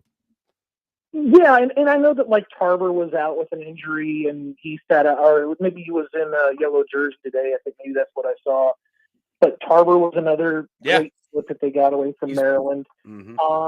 I think that South Florida, that connection, unfortunately, kind of came around to having a coach on your staff, and that guy, unfortunately, is no longer with That's Nebraska. right. That's right. I'm sure that after, as you go back and you reconcile what we're talking about, the 2024 guys that have already kind of had an impact flashed, what are we kind of looking for? You're going to come to that conclusion of what we're talking about. Like that geographic area there of South Florida really paid off big, with getting you some playmakers and guys that were ready. And I think that also it lets people know that it's certainly possible to be able to go down there and get guys and get them to stay in Lincoln. I mean, I think there was there was some hope and dream around, the UCF connections to Florida when Frost was there, but a lot of those guys packing up and leaving in the middle of the night or just leaking out and just wanting to go ahead and leave. Doesn't seem to be, any type of those character problems when it comes to these guys. I think Matt Rhule knows what he's looking for when it comes to building his roster. Last thing for Bryan Munson from Husker Online. I know we're going out way ahead on this one, but Torrey Pittman from Omaha Central is getting some love from some of the services for 2027. Top 20 in some of the other services. I'm not sure where On 3 has him exactly, but I guess put that in perspective for us. If it is an Omaha 2027 as a top 20, 25 player in the nation, how unprecedented is that? And it's obviously early, but tell me your thoughts on that kind of a elite ranking for somebody locally. He's very athletic. I mean, I've seen him basically in person, and I think that is the kind of guy that Nebraska obviously, has recognized and has thrown down the offer on very, very early. But I think that people are coming to the conclusion that it's not a fluke. I mean, I think Nebraska recruiting and the talent come out of the area in the last 3 years has been amazing. I think what we're talking about, we're double digit, D1 guys this year. We were last year as well. I think that there are folks. I mean, you have Texas Tech now that's dipping into Nebraska and other schools. You've had the real prominent Big Ten schools that are trying to get into there too. But people want to say like that Malachi Coleman and Carter Nelson kind of put them on the map, maybe. But I mean, Christian Jones and Lofton and the guys this year. I mean, Ziebert, it's those guys themselves, deserve their own credit, and they didn't need to write anybody's coattails. Those guys are incredibly talented individuals. So I think it's those types of names and the success and the progression that we're seeing there too is really leading people to believe that, Nebraska doesn't have a plethora of, there's not going to be 100 guys that are going to sign Division I offers, but there's going to be between 10 and 15. And they're going to be really, really, really good players. And that's what I think is going to keep those schools going back to look at guys like Torrey, that's going to be coming up here soon for Nebraska. But, I mean, it's definitely a state I think they're getting a lot more credit than what it used to. Mm-hmm. And it makes fun to look and see when those high school teams are coming through your city and getting a chance to watch them too when you're here. Well, for me in Lincoln. So very good. Hey, Bryan, been a blast to talk to you. I appreciate great insight on all this stuff, getting me up to date and our listeners as well. Have a great weekend and looking forward to connecting again down the road. All right. Good catching up, buddy. Take care. There you go. Bryan Munson, Husker Online. Grab a break right now. You're listening to the Connor Happer Show. I'm Jack Mitchell in for Connor. More coming up after this on 1620 The Zone.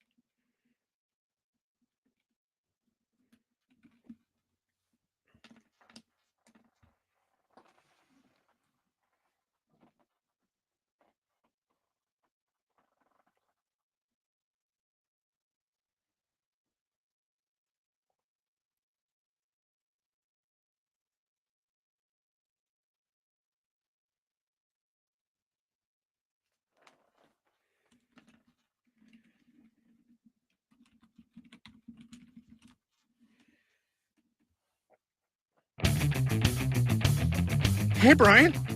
Bryan Christopherson. I gotta take this. It's Hap. B-Roni drove my Chevy to the levee, but the levee was dry. Bryan Christopherson, Husker 24/7 on the Connor Happer Show on 1620 The Zone.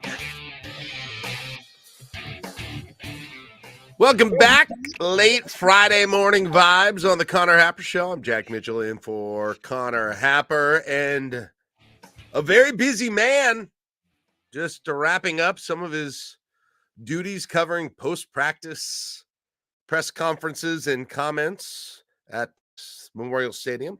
Bryan Christopherson from Husker 24/7 joins us now. Good morning, Bryan. How you doing today?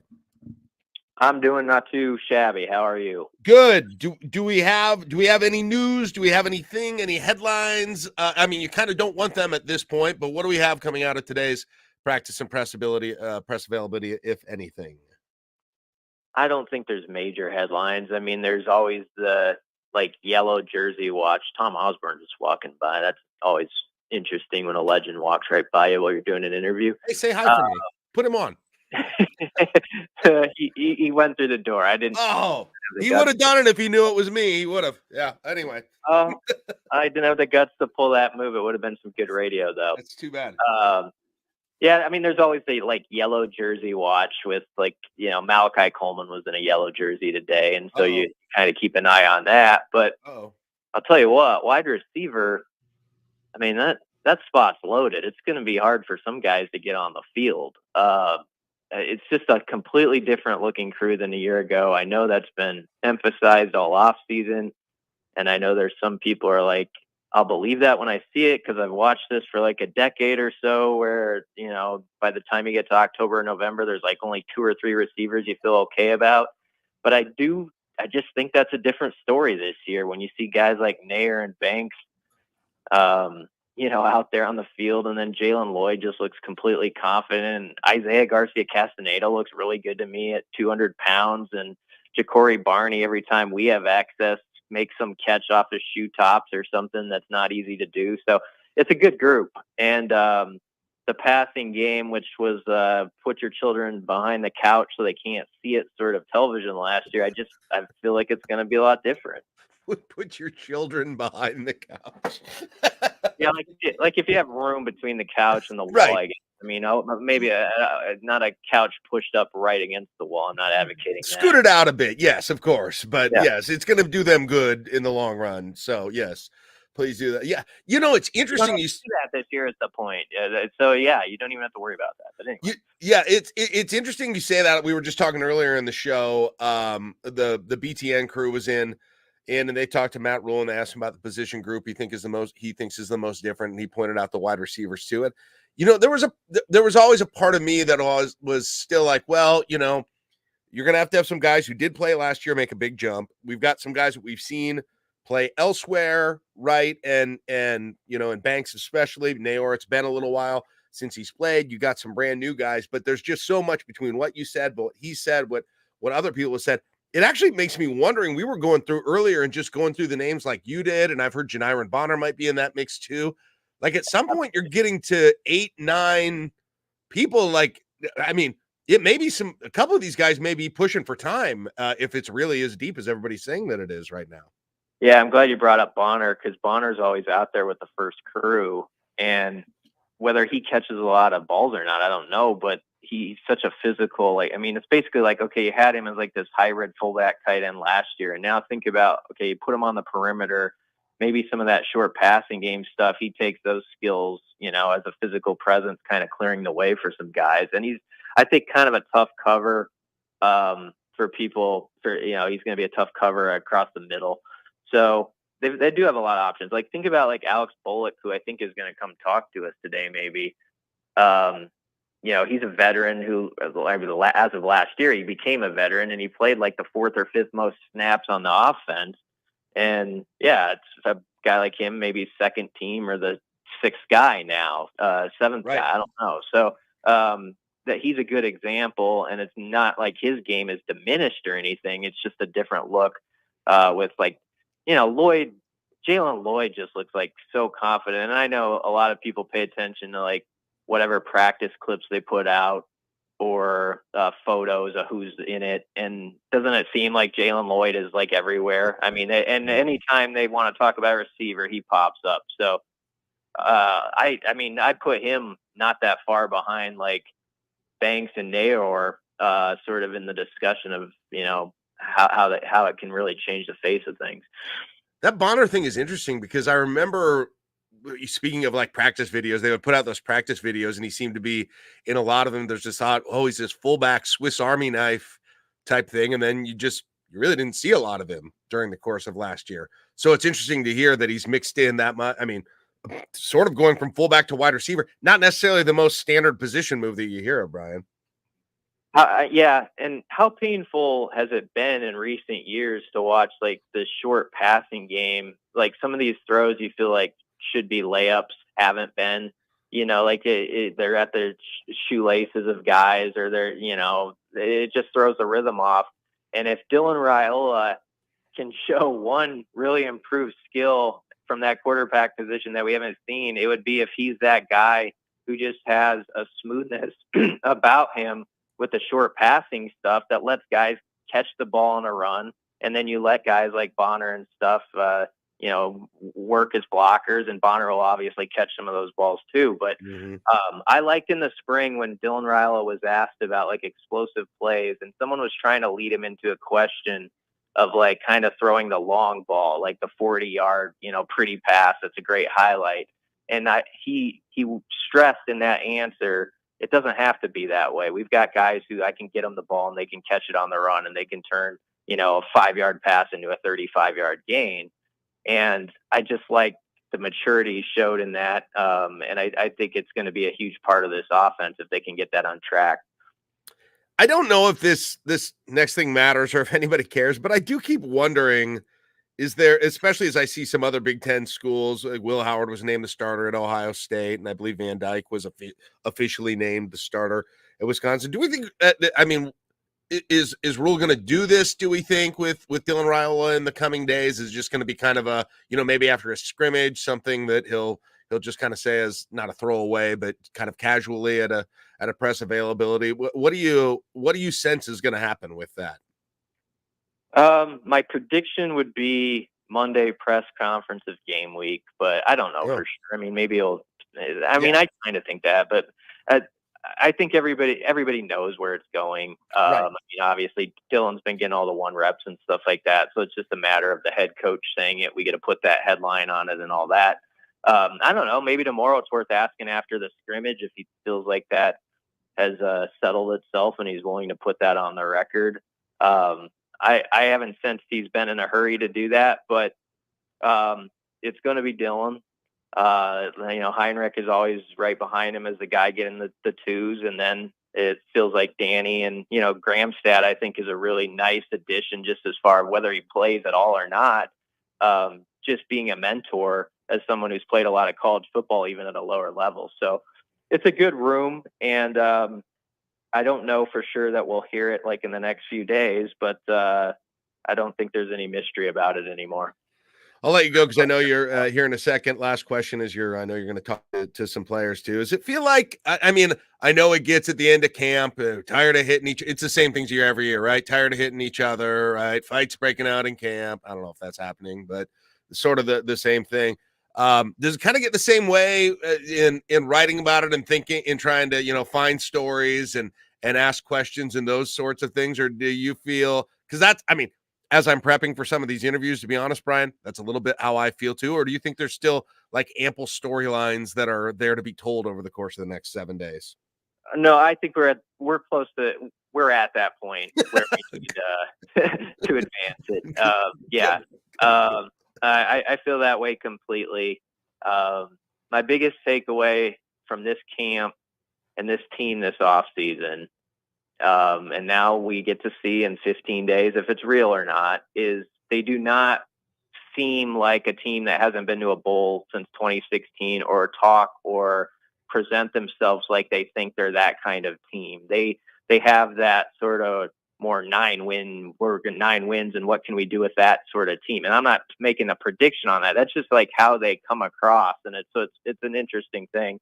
But yes, we need to get to the point where we have a game to speak on and we can put some evidence to all of this. You're dying to ask the questions about UTEP's linebacking core, that kind of thing. That is actually kind of, when you get to that, it's actually kind of fun. It's like what and a coach is always like, he'll say like number 37. Coach is always talking numbers. 37's a real player. Yeah, 37 on the edge there. He's a real player. Make sure that guy actually exists and all that stuff. So I'm looking forward to that. I am. It'll be nice. Right. It's the same way like in my guests. I'm excited to start asking him on my morning show. It's like, oh, good. I've got Greg Sharp on this week. I can ask him about his UTEP scout instead of asking the same question the 18th time about who's going to fill in for Teddy Prohaska. So I get it. I get it completely, Brian. Hey, I know you got stuff going on there, so I'm going to let you go. Thanks for squeezing us in. I appreciate that, and look forward to connecting with you again soon, all right? Yeah, sounds good. Thanks, Jack. There you go, Bryan Christopherson, Husker 24/7. See, Josh, we all have the dog days of summer. It's not just football players and radio hosts. Malaise. We all get that malaise. If I were, I shouldn't, I don't know if this like reflects poorly on me or what. If I were in the press conference today after that, I'm not sure I'd have a question to ask. Just I feel like I feel like they'd be like, Keith Mann would be like, Jack, you got anything? And I would just be like, pass. Pass. So here's the sneaky. Why are you here? Awesome I don't know why I'm here. Of Connor's paternity leave. Yeah. We're all exhausted of the prediction season and the talking season. And Connor's going to be fresh as a daisy on Monday. That's a great point. He's been doing Locked On, sure, but 4-hour radio show. Yeah. Fresh as a daisy. He's going to be ready.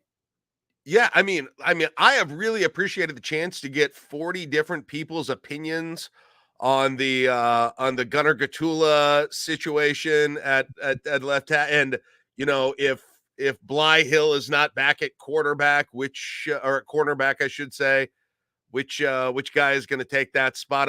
Don't get me wrong, I love that as much as the next guy, but you're right, Connor's still living. Connor's still kind of living in late July.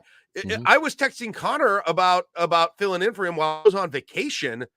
That was a different world in late July in a lot of different ways in the world that we live in. Whole different world. And here he is coming back into it. Almost some like time traveler. You think we're talking QB2 on Monday? Absolutely not. He's like a time traveler from the past. He's a time travel. This would be the least interesting time traveler movie ever. It's called Time Traveler from 3 weeks ago. 3 weeks. Right? It's just like right to the good stuff. It's like Back to the Future, but very much less extreme, right? I love it. Wait, who's the presidential candidate now? Oh, okay. Oh, I thought that might happen. The actor? the actor? Tim Walz, the football coach? That is a movie genre we don't get enough of. Very short-term time travel, micro time travel. Right. Mm-hmm. When he woke up, it was yesterday. He traveled backwards exactly 24 hours. Yeah, you don't see as much of that. Are there enough poll question? Are there enough short-term time travel movies? Is there a hole in the market? Yeah, I don't know. All right, we'll take a break. We got the odd news coming up next. I'm very excited about this today. So we'll do that coming up next. It was in the Connor Happer Show with Jack Mitchell, 1620 The Zone on 1620 The Zone.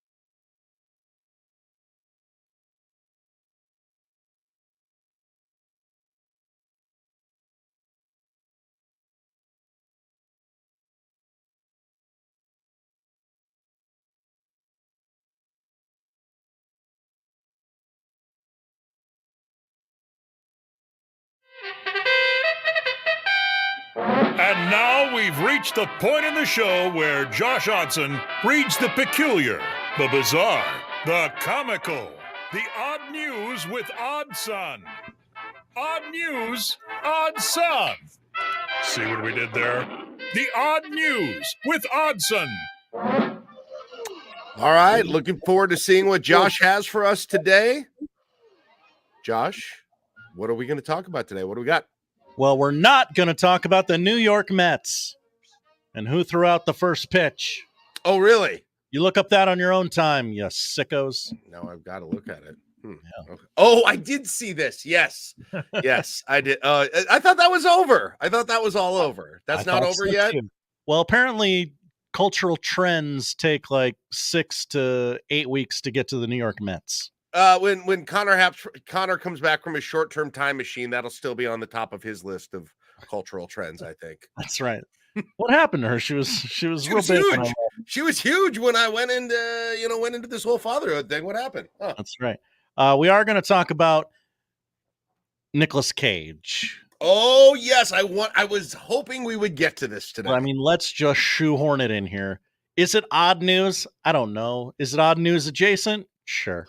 Nicolas Cage has been chosen to portray legendary NFL coach and broadcaster John Madden in an upcoming film titled Madden.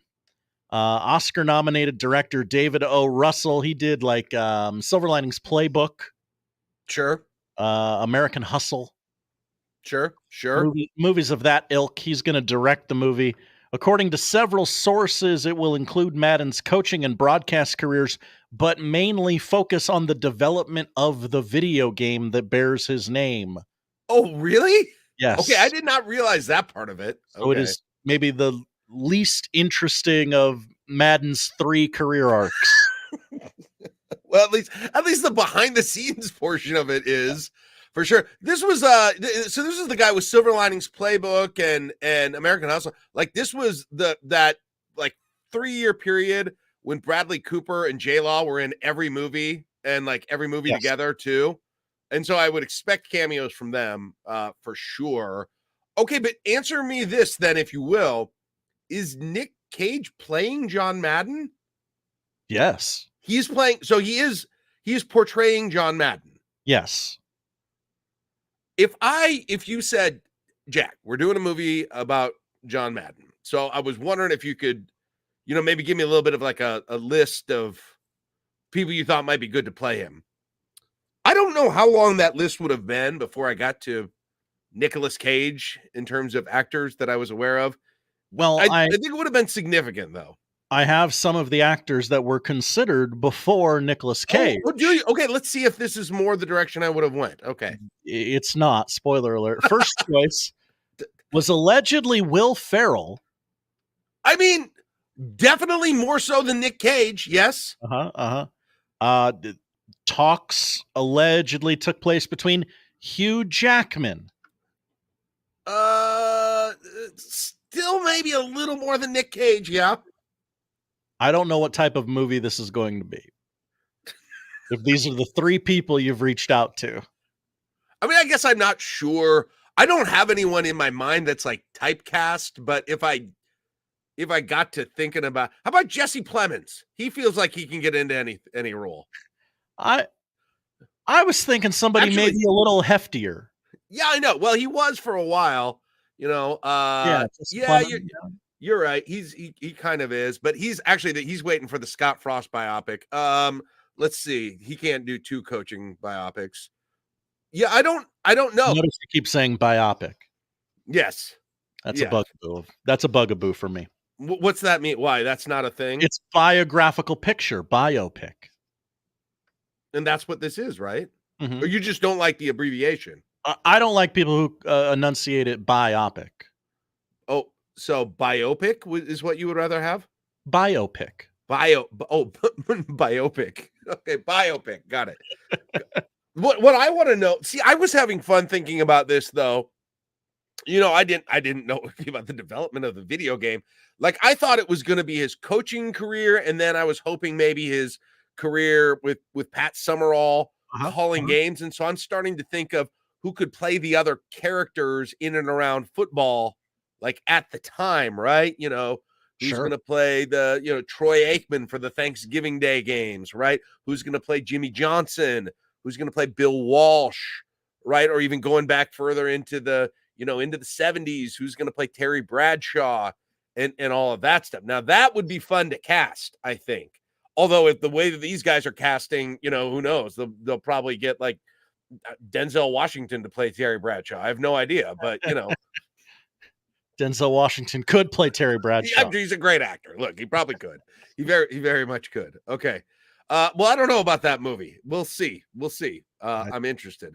All right, what else we got? I'm curious. We go to Detroit, where a man unfortunately rear-ended a state patrol car this week. This happened on Wednesday. A man rear-ended a police patrol car while eating chicken wings on Wednesday. A 73-year-old man was attempting to eat chicken wings while driving at about 3:15 p.m. The trooper was stopped in the left center lane for a red light, and the man rear-ended him. No one was injured. There was minor vehicle damage. Police issued the driver a citation. Police have said it is important to not be distracted while driving. They handled this much more professionally than I would have. That's like, it's easy to cast aspersions, I think, on this guy, because yes, I will concede chicken wings, one of probably the least driving friendly foods, I would say. Absolutely. It's up there. Certainly bottom 5. That said, all of that said, I'm not going to cast stones in this situation, because we've all been there, right? You pick up your food at the drive-thru. I did it this morning. You pick up pizza for the family. This is a big one for me. Pizza for the family. And how many times will you do it? Right when you get in the car, you're like, you know what? I'm just going to grab one right off the top. One right off the top while I'm driving home. Or maybe a breadstick right off the top. Are you eating a slice of pizza on the way home, Jack? I'm going to usually go breadstick in that situation. Oh, okay. Usually, but I won't say, I would not say I haven't. I would not. I don't know if I've actually started the car or moved. You know, my memory's foggy on some of this stuff in terms of the actual details, and plus it's past the statute of limitations anyway. But the bottom line is, it is hard to resist fresh food, even if you're driving. Definitely. I think we can agree. We can agree on that. Like how many times you get in the drive-thru and you're planning on bringing it home, and then you get home and half the French fries are gone. Like it's a real issue. Oh, yeah. You got to get it. You got to get a road snack. Yes, you got to order an extra menu off the dollar menu or something that you just nosh on the way home. And then when you get home, oh, look, honey, I have my whole value meal right here. Exactly. I didn't touch it. Pristine, untouched. Here at this secret snack. The problem is there probably wasn't a side that came with those chicken wings, and he had the same feeling we all do. He's human. Right? Just like us. Or maybe, I guess the other question is, was there celery with it? And might that have been the play there? I think that probably would have been if it was me. I'm guessing at 73 years young, this man did not just become so hungry in this instance that this is the first and only time he's ever done this. You know, if someone's driven while eating chicken wings once, they've probably done it a whole bunch of other times and didn't get caught. Yeah. Good point. Yeah. It's a good point. We end the odd news today in Iowa. Oh, boy. And before I read the details of this harrowing story, I want to stress one very important factor. Everyone is okay, so we can laugh at it, okay? Thank you. That's very important. Thank you. Because you're going to hear something in this story and go, oh my gosh, what a monster. Why is he laughing at this? After being told by his 74-year-old father that he had stinky feet, an Iowa man retrieved a firearm from his bedroom and shot the elderly man in the face. Oh, jeez. Again, everyone's okay. Okay. Responding to a shots fired report Sunday evening, cops encountered David Carpenter, 48 years young, at the residence he shares with the victim in Burlington, Iowa. The 6-foot, 300-pound man had called 911 and stated he just shot his father in the face. William, who survived the gunfire, very important detail in this story, yes, told officers that he and his son were in an argument over David's stinky feet, a dispute which escalated to David grabbing his gun from the bedroom and shooting William in the face. Questioned by police, David said he and his father were in the living room when William told him that his feet stank. During a subsequent heated argument, he admitted to shooting him. Heated, smelly argument, evidently. That's probably why they smelled, because it was a heated argument. Jeez, I'm glad. Iowa. Iowa. You know what, though? This sounds like a great Odor Eaters ad campaign. I'll tell you what. Spin it to something positive. Spin it into something positive. Bring them in and like, hey, we know firsthand the difficulties that, stinky feet can bring to a family situation. Here's my dad. This is his bullet wound on his face. Had we had Odor Eaters in this situation, this would have never happened. Never happened. Right? So world peace can be achieved with Odor Eaters. Burlington Sun. I mean, and honestly, the way, before we take a break, I don't know how to say this diplomatically, but have you noticed how many deodorants for different parts of your body have now become whole body deodorant? It was a huge thing this summer. It had a moment. Where was that before? Did we just start needing that? What's happening with whole I think body we used deodorant? a lot of different products, and now they've lumped them all into one. I mean, I'm not sure that I used any, so now I'm worried. I didn't use any, but I knew there was things like a Gold Bond medicated powder or something like that. Like we're getting more aggressive with products for other parts of our body. I believe I saw a a very specific shaving item for men at a that is being it's then not hiding the way that it's being marketed anymore, I guess I should say. So right. Lots of. I'm not going to roll on one product there and then transfer it to other parts of my body. Right, exactly. Yeah, I just have a lot of questions about how it works, and that probably aren't appropriate right now. So before we do go to break, we have received one comment on YouTube among many. This one comes from Connor Happer. Oh, yeah, that Connor Happer. I've spent the last week diving into the rivalry between the Rizzler and Big Justice. More on Monday. I don't know who either of those two people are. I believe this to be a flex by Connor to say just how dialed into pop culture he really is right now. It looks like some kind of a TikTok thing. Sounds like it. Yeah, maybe he's going to sphere of Baby Gronk. Honestly, maybe just the opposite is going to be true of what we said. Perhaps he's going to come in more plugged in than ever to everything, because he's you're up at night, you're up at late at night, you're on your phone late at night. I watched a lot of movies, right? When my children were young and I was up rocking them at night. Maybe this is going to be a new culturally aware Connor Happer that we see on Monday. I've been waiting 3 weeks for Connor to tell me what movies he watched on paternity leave. Okay. I watched more movies then than I did in any other. Well, I didn't have paternity leave. NRG was a different company then. But anyway, that's not neither here nor there. but I watched more movies during that period than any other time in my life. So we'll see. We'll see if he did that, and he can tell us about the Big Justice and the Rizzler. Yes, that's Big right. Justice. Right. I'll go ask kids what that is. All right, we're gonna grab a break right now. That is it for the odd news with Odd Son. We do have Steve Sipple coming up here in looks like about 25 minutes from right now. I think maybe we're gonna get to next here whether or not I need to be convicted on unlawful cheering accusations that I'm getting from people around me right now. I'll explain more right after the break. You are listening to the Connor Happer Show. I'm Jack Mitchell, in for Connor on 1620 The Zone.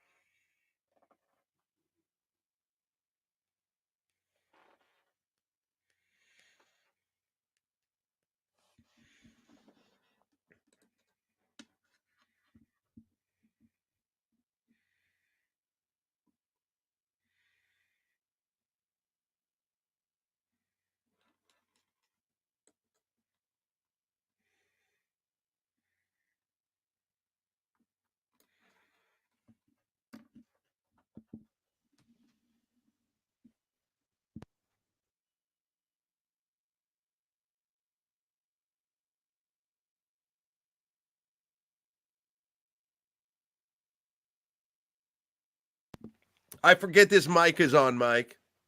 Hello, everyone in the chat. I'm sorry for heavy breathing. I just got over COVID, and my nose is running, so I'm mouth breathing a lot, and my nose is congested. And it was a Coke Zero, by the way. So there you go. So hello, YouTubers. Thanks for hanging with me, even though I'm the substitute teacher today. I appreciate it.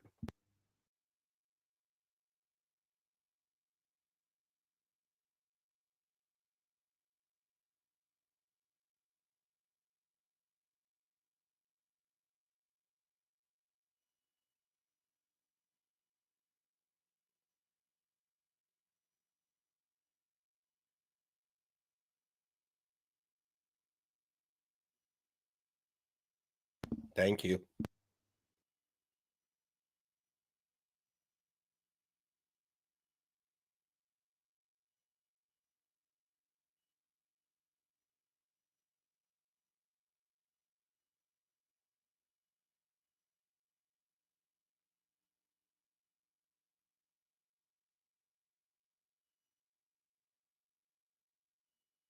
Maybe I should just do like an off mic Q&A during, or a off radio Q&A during this thing.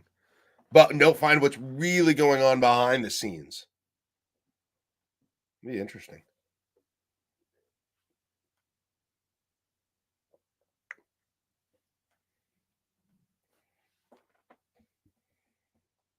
All right, you give me questions during the break.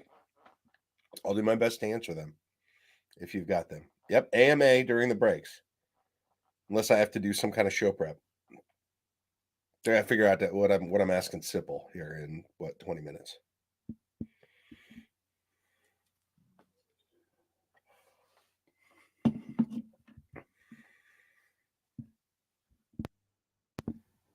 Answer to question one is I don't know.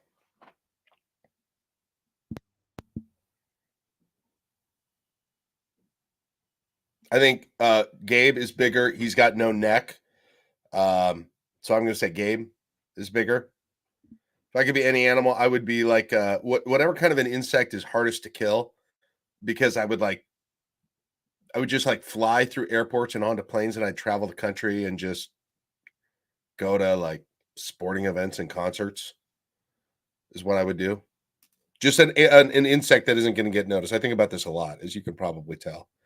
Flies might be too easy to kill. I'm not sure. Like, what are the most difficult when you're trying to swat a bug? What are the hardest ones to do? That's what I want to be, but not big enough to get noticed, right? So I can literally go anywhere in the world. I've thought about this since I was a kid, so I'm glad you asked that question.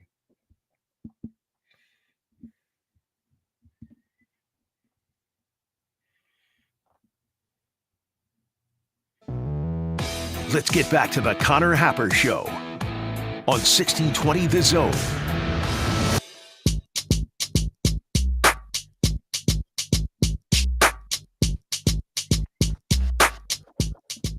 Josh, I'm now doing an AMA on the YouTube chat during the breaks, because I continue to forget a little behind the scenes, little inside baseball info here when doing a show remotely here on 1620 The Zone.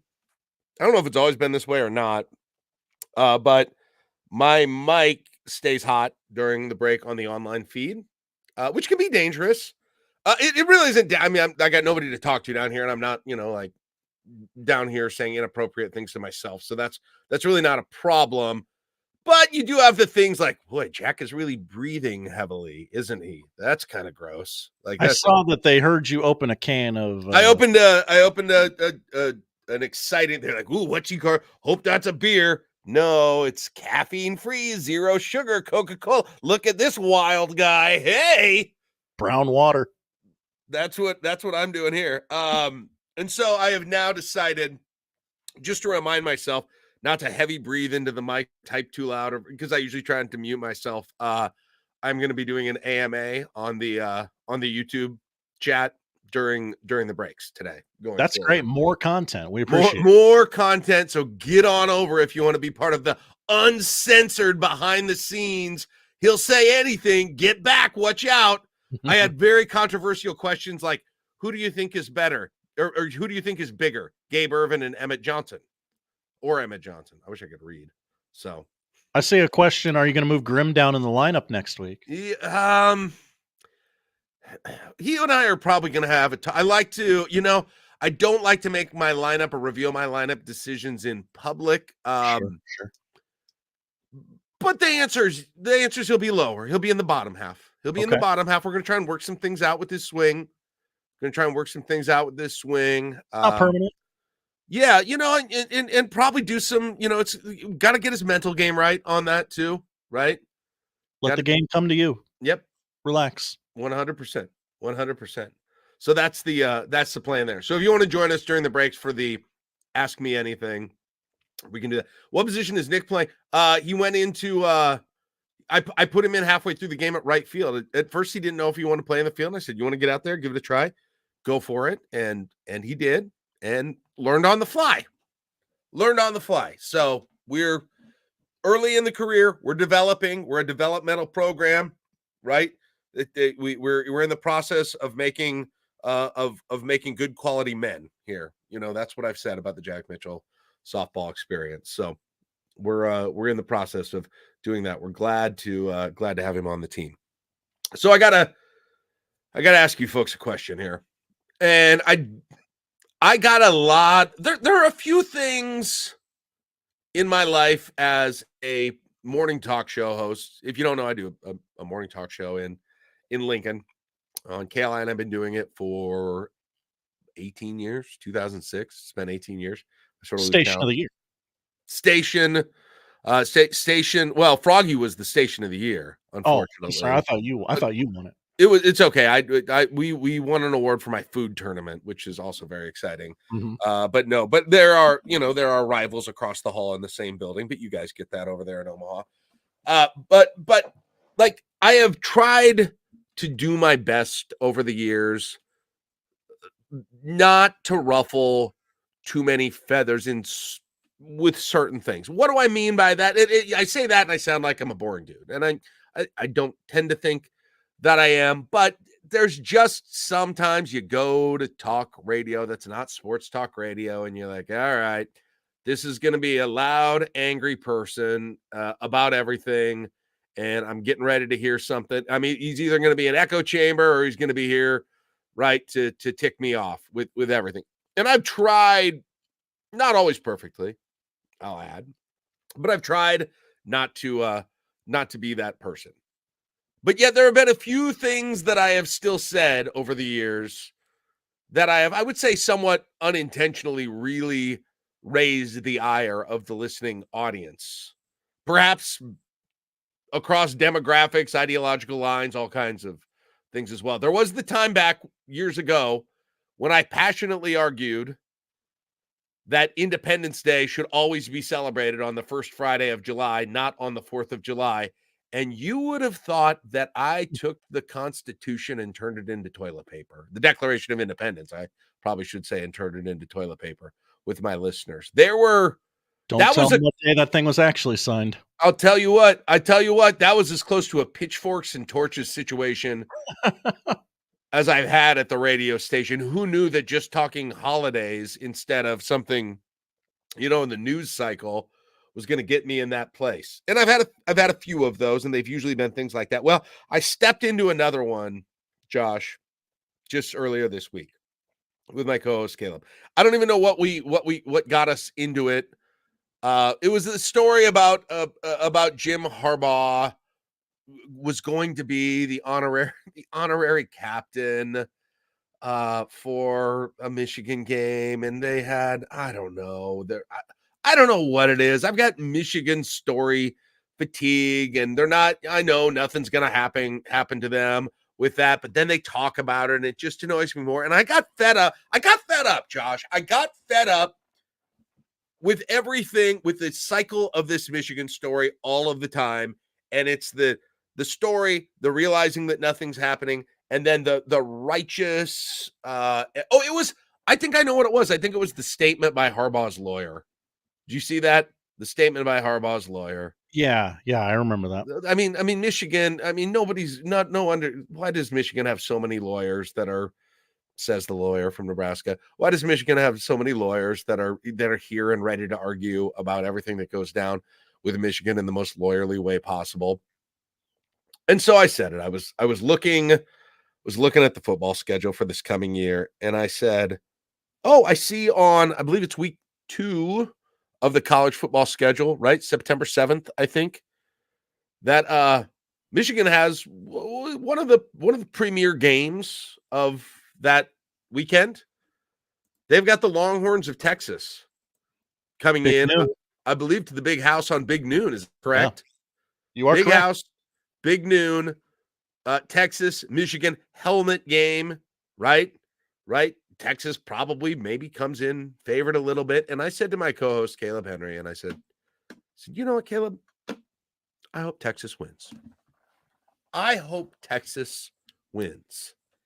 And you would have thought I said something about his mother and every listener's mother simultaneously at that point. People were furious. It was like some kind of treason against the state of Nebraska. And I was like, hold on here for a moment. Just calm down a little bit. And by the way, I stand by what I said. I will be rooting to the extent I'm watching that game. It's the day of the Nebraska-Colorado game. I will be rooting for Texas against Michigan. And right now, to me, there are other reasons that we can get into, but I think it's okay for me to say this.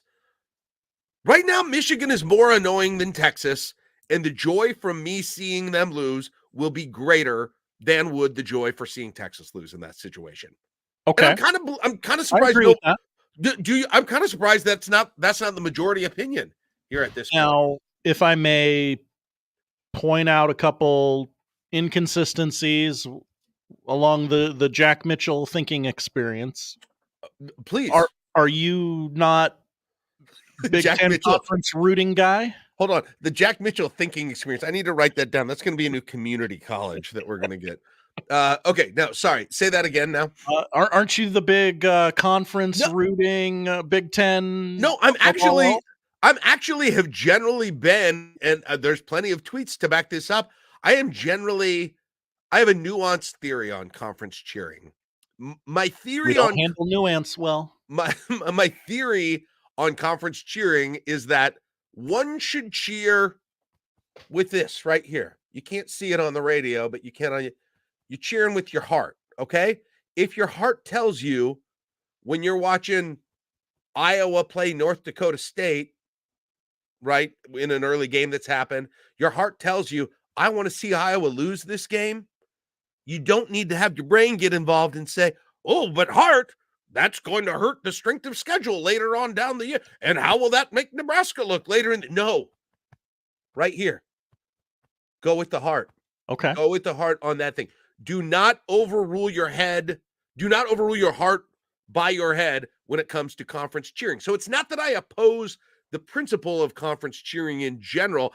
I just oppose the theory of there is a responsibility to cheer for the conference because there's some sort of utilitarian impact of conference winning that accrues to Nebraska.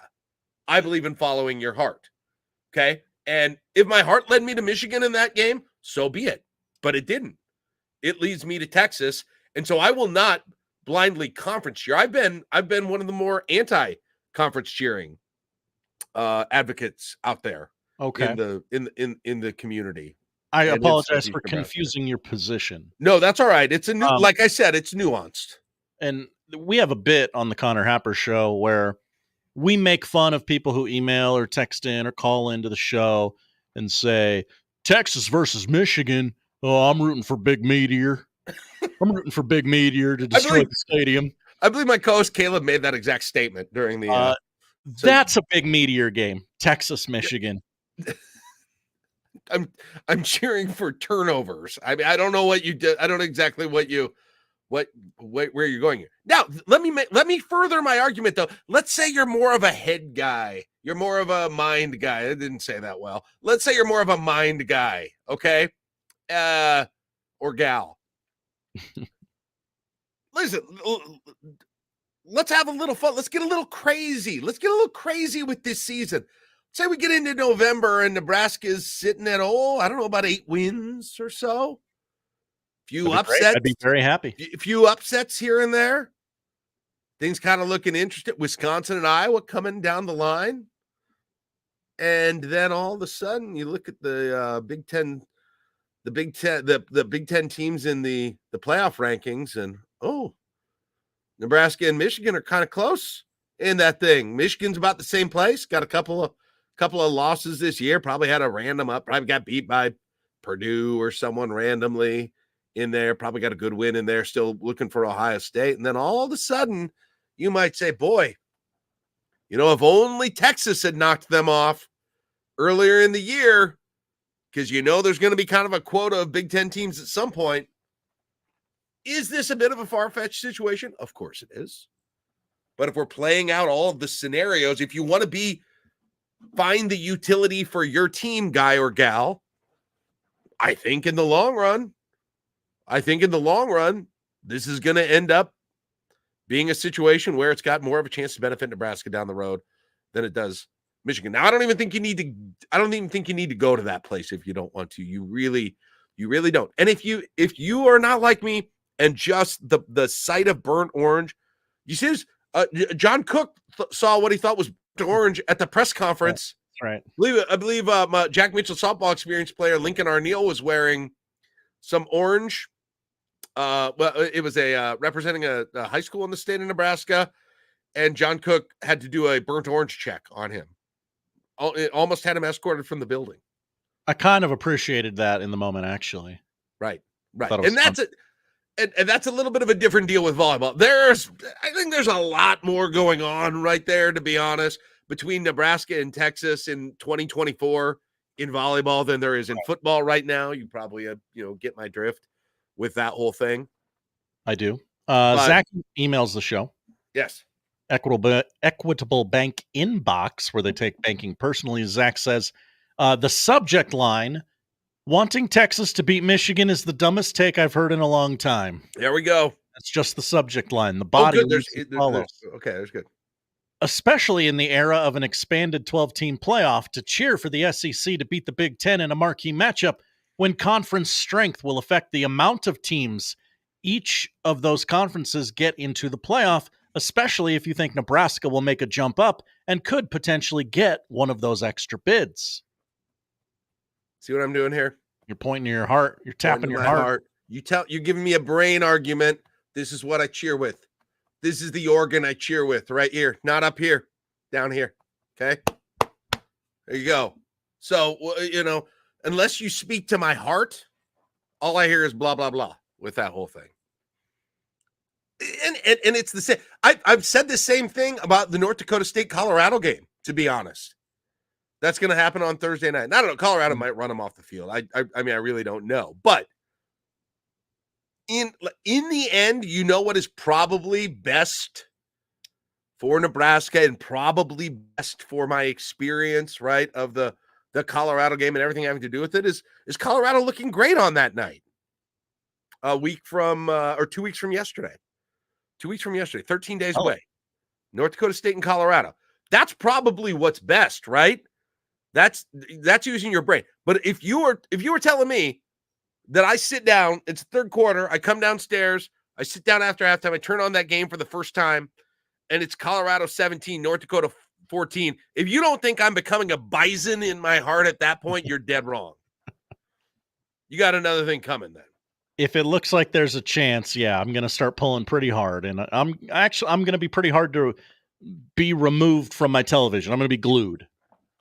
Again, if your heart wants Colorado, if this guy who emailed, if his heart truly wants Michigan, or maybe he doesn't ever cheer with his heart. He might only be a brain cheerer. I don't understand. I mean, I don't know what that life is like.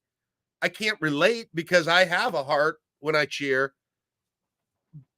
But, if his heart does also want to go with Michigan, then go for it. You do you. You do what the heart wants, I believe is the saying, Josh. That is the saying. That's what they say. That's what they say all the time, and they know about that situation. Better than anybody. I'll tell you what. How many of you, let me ask this question before we take a break. Go back, those of you who are old enough to remember this. Go back to the 2002 national championship. How many of you cheered for Texas over USC in that game? Was that your head or was it your heart when you did that? I didn't want USC to get 3 in a row. Right. I didn't want them to have that over Nebraska. Right. Because many were talking like, okay, it's the USC dynasty that could surpass the Nebraska dynasty tonight if they win 3 in a row.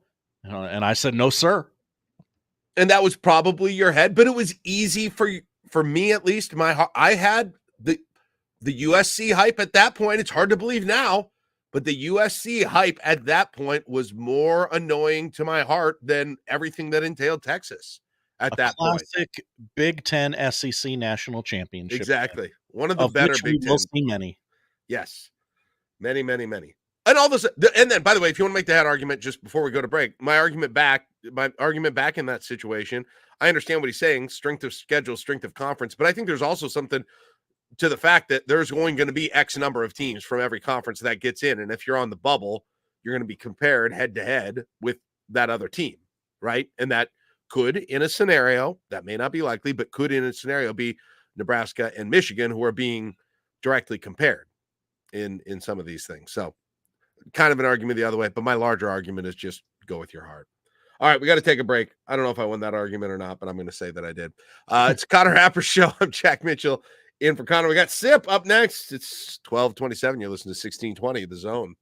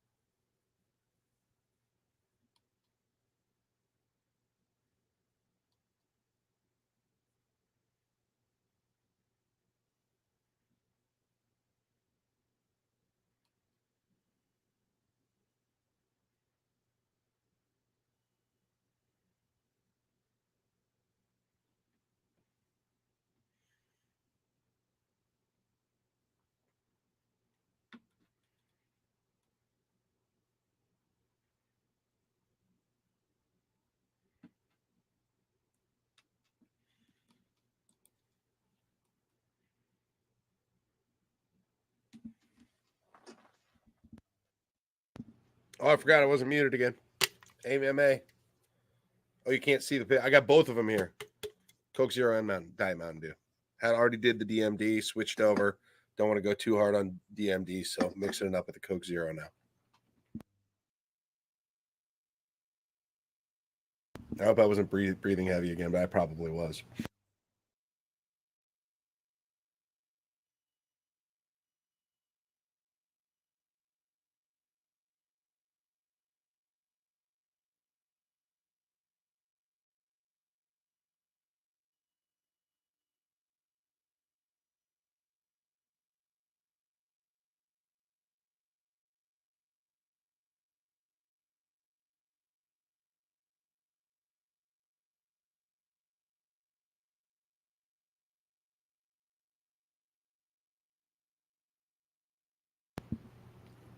Hoagie Skur. Like, yeah, but yes, but we're reading too much into it. This is me saying this as a radio host that's trying to make content right now. We're reading too much into anything, and we're looking for anything that's a good topic, and that's a good, interesting, slightly controversial topic. So the answer is yes. Like, I don't think it didn't have validity. Yeah, I know. I have a hot mic. I'm taking questions. I'm answering the comment above you's question. To get back to what I was saying, like, I think there's something to why he said it, but I also don't think it's dominating his. Steve Sipple. Hey! The conversation gets even more uncomfortable, okay? Omaha! Steve Sipple on the Connor Happer Show on 1620, The Zone. All right, welcome back. Sorry, I had to pause my my AMA with the YouTube chat. So I do a radio show. Get back to this radio show. I was mid answer. Hokey Skir, I'll finish that answer a little bit later, but we gotta get better content now than me answering questions. That's why we get this guy, Steven Sipple, my morning radio rival from Lincoln, Nebraska. Just beat each other up all day long on the air, and here we are coming together on another station to smoke a peace pipe together. Hello, Steve. How are you doing today? I wasn't aware that you were beating me up, Jack. Oh, they don't tell you? Oh, just constant. That's all. That's basically my entire show is just trashing the opposition now, making up stuff. And yeah, it's okay, well, now I guess the gloves are off. Yeah, it's all over. Yeah, you and Bill and Jake, you guys can come at me with what you want. I've been fully vetted. I don't think you'll find anything, but it's up to you. We're pretty hardcore, I know. No, I've heard. Yeah. Well, it's good to have you with us. Do you get to the point, like I'm doing these shows, I'm doing my own show, I'm doing Connor's show, and do you get to the point this time of year where you're just like, I am really analysised out of the preseason portion of the schedule, and I need some games, or at least a game coming up to specifically talk about. I don't, you know what? In recent years, no. Maybe early in my career, I got a little more that way. But I think as you go, and you probably haven't reached this stage because I'm considerably older than you, but I'm a very young guy. Very young guy. A lot of people say that. Yeah. Well, how old are you? What do you think I am? How old do you think I am? What was your guess? 46, 42, 43, 45. I turned 40. I turned 47 a week and 2 days ago. I nailed it. In other words, I nailed that. No, you didn't ever say that number, but nonetheless, if this is guess your weight, that was within 50 pounds. But nonetheless, when I was quit. Now you're beating me up again. Now here's the thing. Guess his weight now. No. When I was that age, yeah, maybe I did get a little that way. I do think as you get older, you appreciate it more.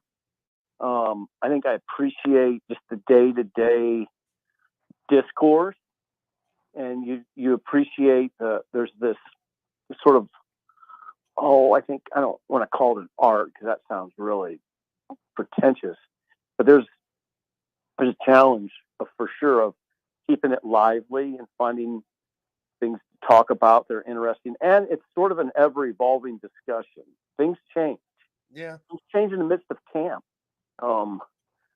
So, not a ton, but enough. So I love it. I really like this time of year. I wouldn't say I need a game right now. But when the games start, it's always nice. Right. I get what you're saying, like 50 weeks of the year. It's just like these 2 weeks. It's just like, man, I feel like I've been thinking and talking about the same things a whole lot. But, I like this. This is the first time I've ever come on this radio station. I've been called young. It's usually a lot of harassment from the other direction, which, this place is getting there's a lot of that here. So it's nice. I should do more with Sipple. This was very good. I'm sorry about all those bad things I say about you every morning. You're not on, so don't worry about it. Hey, I was watching the BTN was there the other day. and I watched it. I watched it last night, and they were like, I've only really seen video of these facilities, but they were talking about the facilities. They were really drooling and talking about facilities. Like, how good? I don't know if this question makes sense, but like, how good are these facilities that they've got now, and where does it sort of compare to what else is out there, as far as you know? You know what, as far as that's a good, I'm glad you added as far as I know, because I don't go around evaluating anybody's facilities, except the road trips we make. You can't help but notice some things, and Nebraska's high end. I as an example, it's startling how much better Nebraska's facilities are than Ohio State. Really? And yeah, they're way better. Not even close. Anybody that has been to Ohio State would tell you that. It's not close. Now, that brings up an I guess an important part of the discussion. How much does it matter? You know, Ohio State's clearly not held back by, I would say, facilities that were strong in 20 years ago. But that said, I do think, Nebraska's got that. The new practice facility, or the training facility, call it what you want, next to the stadium is beautiful. It's amazing to look at. It's amazing to go in it, and it's not going to hurt you, and it'll probably help you, and not just land recruits. I think that I'll tell you one thing, Jack. I know you appreciate Matt Rhule, and one thing, if you listen to him really closely, especially since he's been here, he emphasizes recovery, player recovery. I've never heard a coach emphasize recovery. I've never heard a Nebraska head coach emphasize recovery more than Matt Rhule. And the recovery aspects of that place are amazing. You know, they're just it's beautiful. As a player, I'm not saying it's beautiful like you're in a gorgeous hotel on Miami Beach, but it's very functional and clean. Yeah. And I'm sure the guys appreciate it. So I'd say it's top 10, very conservatively. I'd say it's top 10 nationally, conservatively. And I say conservative because I don't go around studying it too much. It's too bad all the recovery stuff is being wasted on all those young people, huh? We could use a nice hot tub, right? We could use a little, right? That would be very nice. A little recovery. All those, lower back. How good would our lower backs feel, right? If we had all that access to all that. Better. We'd walk. Very nice. We'd probably walk better. Very nice. They should have that maybe a little 1890 deal. Donors, middle-aged and above donors can have a day enjoying recovery at the Nebraska facilities, right? And and if that hip pain or back pain magically goes away, well, you're welcome along with that. Yeah, or just build a separate, smaller facility, maybe over by the Champions Club or something that the old people could go to. Right. Well, for a little NIL donation, you get a membership. I got all kinds of great ideas for those guys. That'd be nice. You mentioned one thing though. He talks about recovery a lot. One of the things that I have noticed in watching the content that they're putting out, the Chasing 3 documentary things that they are doing, I was a little surprised at how much nutrition / training table / cooking / eating content was in that. It is all over that thing. Like, if I saw Nebraska's nutritionist walking down the street, I would recognize her before 75% of the football team at this point, because I've seen. Yes. Isn't it amazing that in this market, we know who the nutritionist is? Yes. I would recognize her going down the street here. I've seen so much of her on this video. I assume that's by design. I assume all these things are a lot by design, but is that like a really hot topic in recruiting right now or something? Or why do you think that's happening with the stuff that they're putting out there? I mean, there's a lot of common sense in these, these are common sense conversations by nature, I think. I mean, what do humans love to do? We love to eat. We love good food. Who doesn't love good food? Yeah. Especially in this country. This country is so food oriented. And of course those kids are. And I've noticed exactly what you've noticed. There is an incredible emphasis. I think on the latest Chasing 3, they interviewed what was it, Jack? Like 3 or 4 people associated with the new food service. Yes. Yes. I was Every episode, there's a food portion in it. Every single one. Yeah, they interview 3 or 4 people. I'm like, what? Interesting. I always feel like maybe I should be writing something about this, but no, I do think it's. Come on, Jack. Everything they put on the Nebraska football social media avenues are, I think, at least indirectly designed to recruit.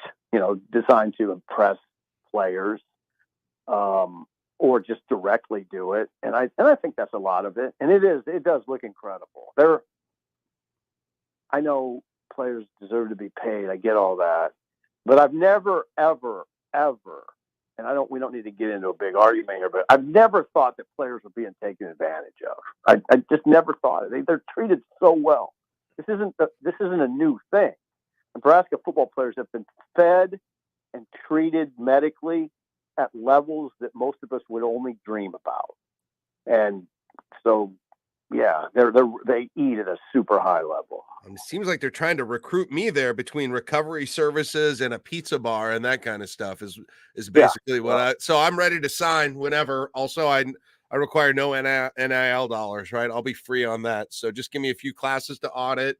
I already got my degree. I don't know. I'd take some philosophy classes or something, and I'm ready to use a facility. So they've won me over on this whole thing. Okay. Yeah. It was do you think that the practice with the 1890 thing, do you think that was a success? We're going to see more of that. Like, what do you think that as sort of testing the water for these sorts of things, and what does that look like in the coming months and years to have experiences or creative ways to raise money like that? Full disclosure, I wasn't there, but what I've heard and what I've seen of it, yeah, it was a success. And now, number of fans, 3,300, I think was the number. They hoped for more. 1890, I think Matt Rhule would tell you he hoped for more, but it was, they didn't have a big lead up to it, like about a month lead up, I think. So it's kind of a short runway to it. I think it'll get more people as we go on, and I think it'll get more people if Nebraska throws a 9-win season. I mean, winning always helps those sort of things. And will those types of events occur more often? Yeah, I think for sure. I think they'll occur in multiple sports. But I certainly think next year, part of August, once again, will be an event like that to help raise money to pay the players. Makes sense. I think the fans probably enjoyed it. And we happen, Jack, to have a head coach who was mindful of putting on a good show for fans. He's not everyone is. Not every coach is. Or at least some are more than others. And we're very lucky to have Matt Rhule in that regard. He's mindful of the fans' loyalty and fervent nature, and how important that is to the entire operation.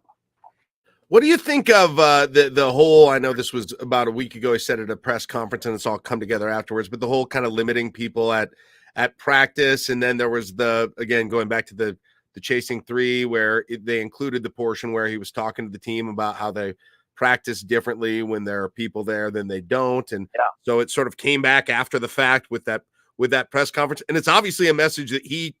With Rhule, at least I perceive this, that if a message gets out through various channels, he wants it out there. So he seemed to want it out there. What do you make of that whole situation? Make of his message to his guys after had the personal foul in the practice. Yeah. And just the fact that he is, it's pretty clear that he wanted like some of this at least out there, and the fact that he was closing practice. And I'm curious what he's doing with the chess pieces on this, because there's some people who said, is this overblown at this point? And maybe it is.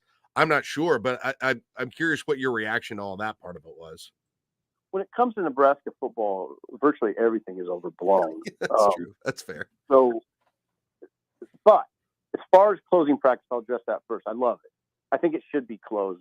I'd never be critical of a Nebraska football coach. I've said this for years and years. Never would I be critical of a coach for closing practice to everybody. it's probably what you should do. Not every practice, but scrimmages. That doesn't bother. Would I like to be there? Yeah, I would. I'd love to be there. But here, Nebraska is much different than most places in that you're going to draw 500 people. And then, I don't know, he worries about how it affects the players. He doesn't like them always being under scrutiny, which they are. And then the thing I never have liked about it is this: media, including myself, call people who were there, and then we write these sort of whispery practice reports from people, unnamed sources who were on hand. And it's not, I've never regarded that as healthy. It seemed like something that was a sort of a necessary evil with the emphasis on evil. I mean, I just thought it was kind of unsavory, like a sort of an unsavory way to convey what happened in practice. You didn't see it, and you're kind of relying on this person who did, but we all know how that works sometimes. Sometimes people kind of see what they want to see, or they just have an agenda. So how accurate is it? I hated that part. So he's kind of removed that. He's removed that. And I think in a market like this, that equals health. That's a step towards something that's a little more healthy. I'd advocate always doing it. He let Osborne watch it, and that was about last Saturday's scrimmage, and that was about it. And I think he's doing the same thing this week. He's tightening it down. Now, as far as how he addressed the team during the open practice after the personal foul, I loved it. I loved it. I mean, this team loses close games all the time. That's a sure way to lose a close game, getting a personal foul in a key moment, or even not a key moment. Nebraska's not in a position where it can afford to do a lot of that or any of it. So the message was great. It didn't have to be on camera, but I didn't mind it being on camera. It sounds like there might be like kind of some dual motivations there between that. Right? There's multiple parts of that, it sounds like. Yeah. I don't know. I don't read a whole lot into it, but I'm just glad he's closed the practices. I think that's a healthy move. What we had BC on earlier in the show, and he talked a little bit about just how it went into these fall practices, the things he sees, the things he hears. It just doesn't feel like a team coming off a disappointing season. It doesn't feel like a team coming off a bowl game. And I know everybody hears that, and I've heard other people say that. I don't know if you feel that way or not, but I've heard other people say that. And I know the first thing a lot of fans do when they hear that is roll their eyes right away, and they're like, "Here we go again." Right? Here we go. We got media blowing smoke again on how good things look, and we know that hasn't mattered in previous years. So I'm curious what your, and maybe this is a stupid abstract concept to even talk about, so tell me if it is, but is there a feel like that there for you when you watch that whole thing, or do you kind of discount that the way maybe a lot of fans do when they're kind of saying, "Hey, show me," or "Shut up" on this? I don't know if I kind of depends who you're talking about. When it comes to the head coach, he'll address the shortcomings of last year pretty openly, and he'll address that, as you saw in the video. This program has lost way too many close games, and he's sick of it. He's tired of it. He's only been part of it 1 year, but he knows what's happened, and I think I'm not really answering your question with this, but I will tell you this about Rhule. I know he likes this team, and he likes its personality, but he also likes its talent. I mean, he knows he has something here, and I mean that adds a certain amount of probably pressure. It does. I mean, there is expectation this year, and that's kind of part of my answer to your question. There's nothing. I don't know. I don't see anything contrived coming from the media. There's nothing. I don't see blowing smoke to say this is a good roster. That's not blowing smoke. It's a good roster. It's not blowing smoke to say the schedule's very manageable in the context of a difficult Big Ten, a Big Ten conference, but Nebraska happens to have a manageable schedule that coincides with a period where the roster's pretty good, both sides of the ball. Better on defense, but pretty good on both sides of the ball. Good on both sides of the ball. So there's no blowing smoke. There should be optimism. There's a new quarterback. Jack, the portal changes these conversations quite a bit. Yeah. Last year, like if you're a team like Ole Miss, what does last year really matter when you have 70 new players? That's true. That's true. And Nebraska's not extreme like that, but you could say it to a certain extent. What does it matter when your receiving core looks that much different, so much different than last year, where your quarterback is new? I mean, the defense, you wanted those guys back, but they added some key guys like Bly Hill and Sierra Wright. So I don't know. I understand why, if there's a little optimism coming from the media, it makes sense to me. I know, it's just that I think, and I've been the target of this critique too, but I'm not there every day, but there's just been a sense of, we've heard this before other seasons or something similar, or maybe it was just a positive.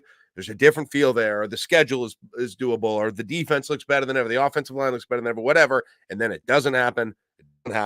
It doesn't happen. So it's a boy who cried wolf syndrome. Yeah, but you know what? On the other hand, I don't hear. Maybe I don't know what you're hearing, Jack, but I don't hear a lot of media saying 9 wins. I hear more 7. Okay, but it's a team that's probably capable of more. That feels like the ground floor 7. But I'm not going past 7. I'm not going to, because as a nod to the past, I just don't feel it's responsible. But do I think this team has the sort of roster and schedule to win 9? I do.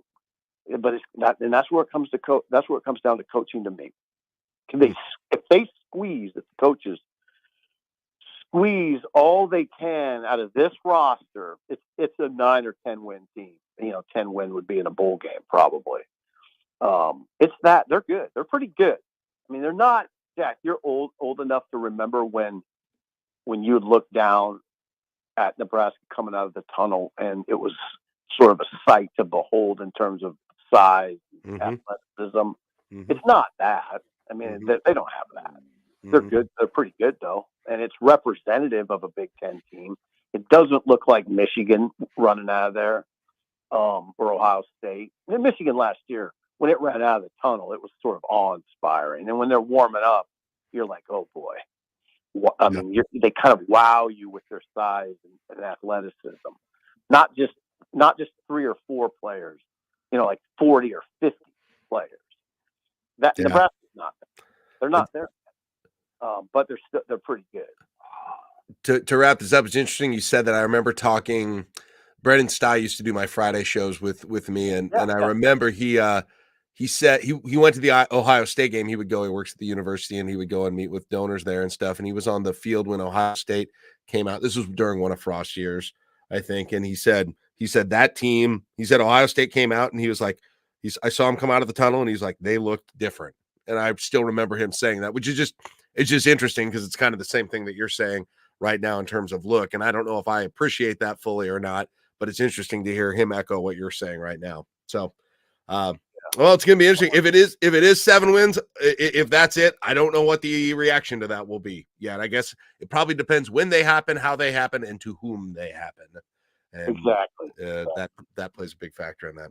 Hey, great. That was a fun conversation, Sip. Good stuff. I could have gone forever on this one, but back to battle Monday morning, back to our battle station. So great to have you on. It was a lot of fun, and always enjoy talking to you, Sip. Thank you, Jack. I appreciate it. Have a good one. There goes Steve Sipple, Husker Online. All right, I think we're way overdue for a break, so I better do that. I talked to Sip too long. That was fun. I'm glad I could broker peace between the families, though. That's good. Thank you. We appreciate that. You were yes. You were like well, I'm not going to make that analogy. We're going to take a break. This is Connor Happer Show. I'm Jack Mitchell in for Connor. You listen to 1620 The Zone.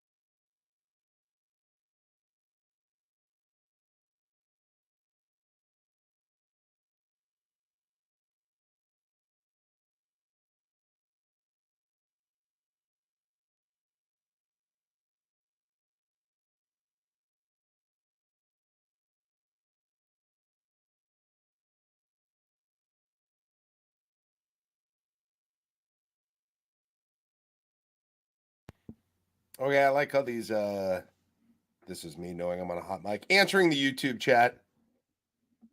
I was just thinking about talking about the Adidas Stealth jerseys.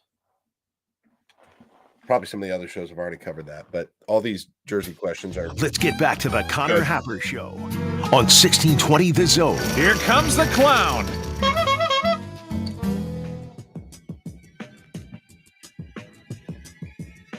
Welcome back, Connor Happer Show. I'm Jack Mitchell, in for Connor. Great chat with Sipple there. If you missed the whole thing, go and check that out on the podcast, 1620thezone.com or the 1620 The Zone app, which I frequently use as a podcast listener when I'm walking my dog or listening live. Oh, wow. Usually during this time instead of actually hosting the show. It's a bummer. It stinks. I can't listen to the show because I'm hosting it. I was very disappointed today when I, kind of looked at my day ahead of me. I was like, oh yeah, I got to listen to the Happer Show and walk my dog. I'm like, oh crap. I don't get to listen to it. I have to provide it instead of be entertained by it. So you can listen to it when you're milling about the yard this weekend. I have to mow tonight. Yeah. Would it be a psycho move to re-listen to my entire show as a Absolutely, podcast? Poll yes. question. Poll question. Would it be a psycho move for Jack to listen to this show today while he mows the lawn? Yeah, I don't think I'm going to do that. I don't think I'll probably do that. But well, I mean, the greats go over the tape, Yeah, no, air check myself, as they say in the industry. Give yourself every consultant that comes in says make sure you listen to yourself and self-critique. I don't really want to self-critique while I'm mowing the lawn on a Friday night, to be honest. I got enough self-critique in my head going on constantly. So let's see. Hey, have you I don't know if you've talked about this with some of your other hosts coming in, so but we're still going to talk about it now, even if you have. Have you seen, Josh, the Adidas 2024 Cornhusker Stealth Premier jerseys that are showing up online? Is this the all red jersey that I keep seeing? It is. How to describe this? It is the base is a normal red Husker home jersey. Okay, which typically you would have white stripes on the sleeves, white numbers, the white Adidas sign, right? The numbers on the shoulder, the number on the chest and the back. Instead of the numbers being white, they are, how do I explain this? They are the exact same red or scarlet color as the jersey itself, rendering them nearly invisible. It's a big red shirt. It's heavier than most of the other shirts you own, I imagine. It's a red t-shirt or a red jersey, but it's like one of those like those 90s pictures you have to stare at for a long time, and then all of a sudden you can see the elephant. Right? It's the Magic Eye. Magic Eye, thank you. It's like a Magic Eye jersey is what it is. And there's been, so if you Google that right now, which I just did, just search, what did I search? Adidas Husker Stealth jersey. It is available from a few different retailers, local Husker retailers, third-party retailers, and it is listed as Adidas 2024 Cornhusker Stealth Premier jersey, and it can be yours for the low price of $149. And so there are people wondering. Hoagie Screw said, I just looked that up and oh my goodness, puke emoji. So there are people wondering, like, is this this wouldn't be the alternate jersey this year, would it? And oh no. I desperately hope not. Like, no broadcaster could see those numbers. But the point could be made that that's been true of other alternate jerseys, that's just not quite as intentional as this one. But I listen, there have been mistakes made, okay, with alternate jerseys all over the country, and here in Lincoln has been no exception. There have been, maybe not the greatest judgment or something that maybe didn't age that well. This to me is a bridge too far that no one's going over. Right? right? Absolutely. Like we can feel very safe about this, that we are not going to do. Can you imagine it's got to be illegal, right? It's actually got to be prohibited by the rules. I believe I saw someone in the discourse post the rules that this is not a legal uniform. I would think that's the case, that the rule. I mean, honestly, when they were drafting the rules, who was the guy in the room that was like, hey, but better make sure that they can't have numbers that are the same color as the jersey itself? Although I guess it could be advantageous for a team, right? It could be very advantageous for a team. I remember my son played when my son played like summer basketball. Okay, for those on the YouTube, Josh just put it up so you can take a look at that whole thing.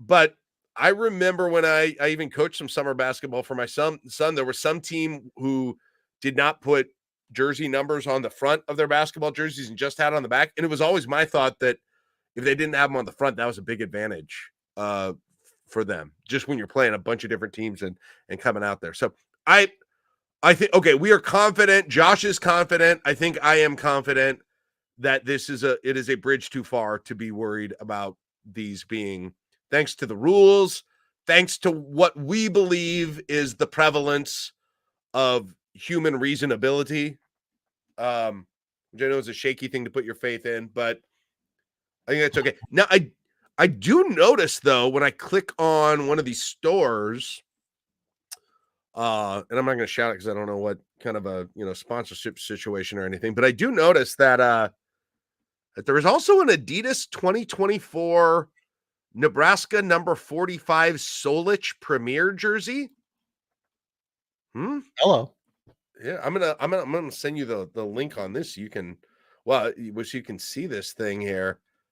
And I was trying to figure out, is it some kind? I know, right? Solich was here last year, but is there any kind of like significant anniversary that you could tie that to? Because Solich played in what? I mean, like, he would have been playing in 64, so that's 40. That's 60 years ago. But I think his senior year was 65. That was like his biggest.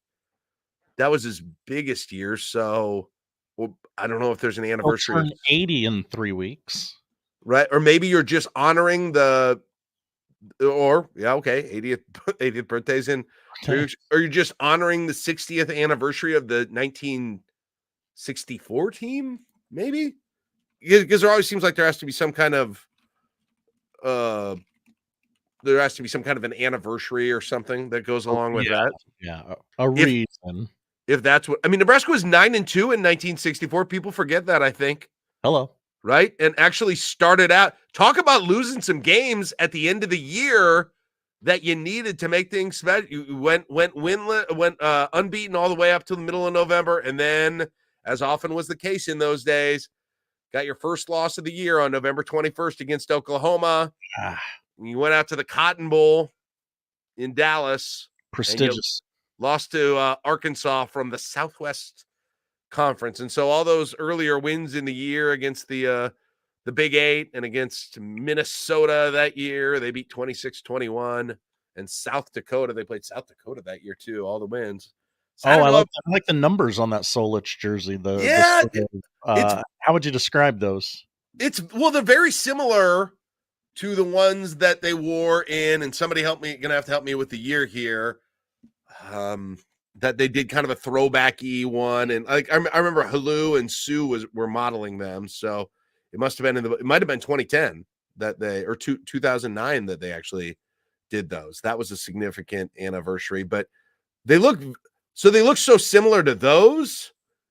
I don't know if they would actually do those again. What I've never understood is why. What they haven't ever done, and this would not be this either, is this would be more of the 70s. They've never done the ones that have the shoulder stripes. If you go back to some of the 70s uniforms, they got the 2 white shoulder stripes. That's like a feature that they have never done on any of the throwbacks or anything else. I feel like you're going to see that at some point.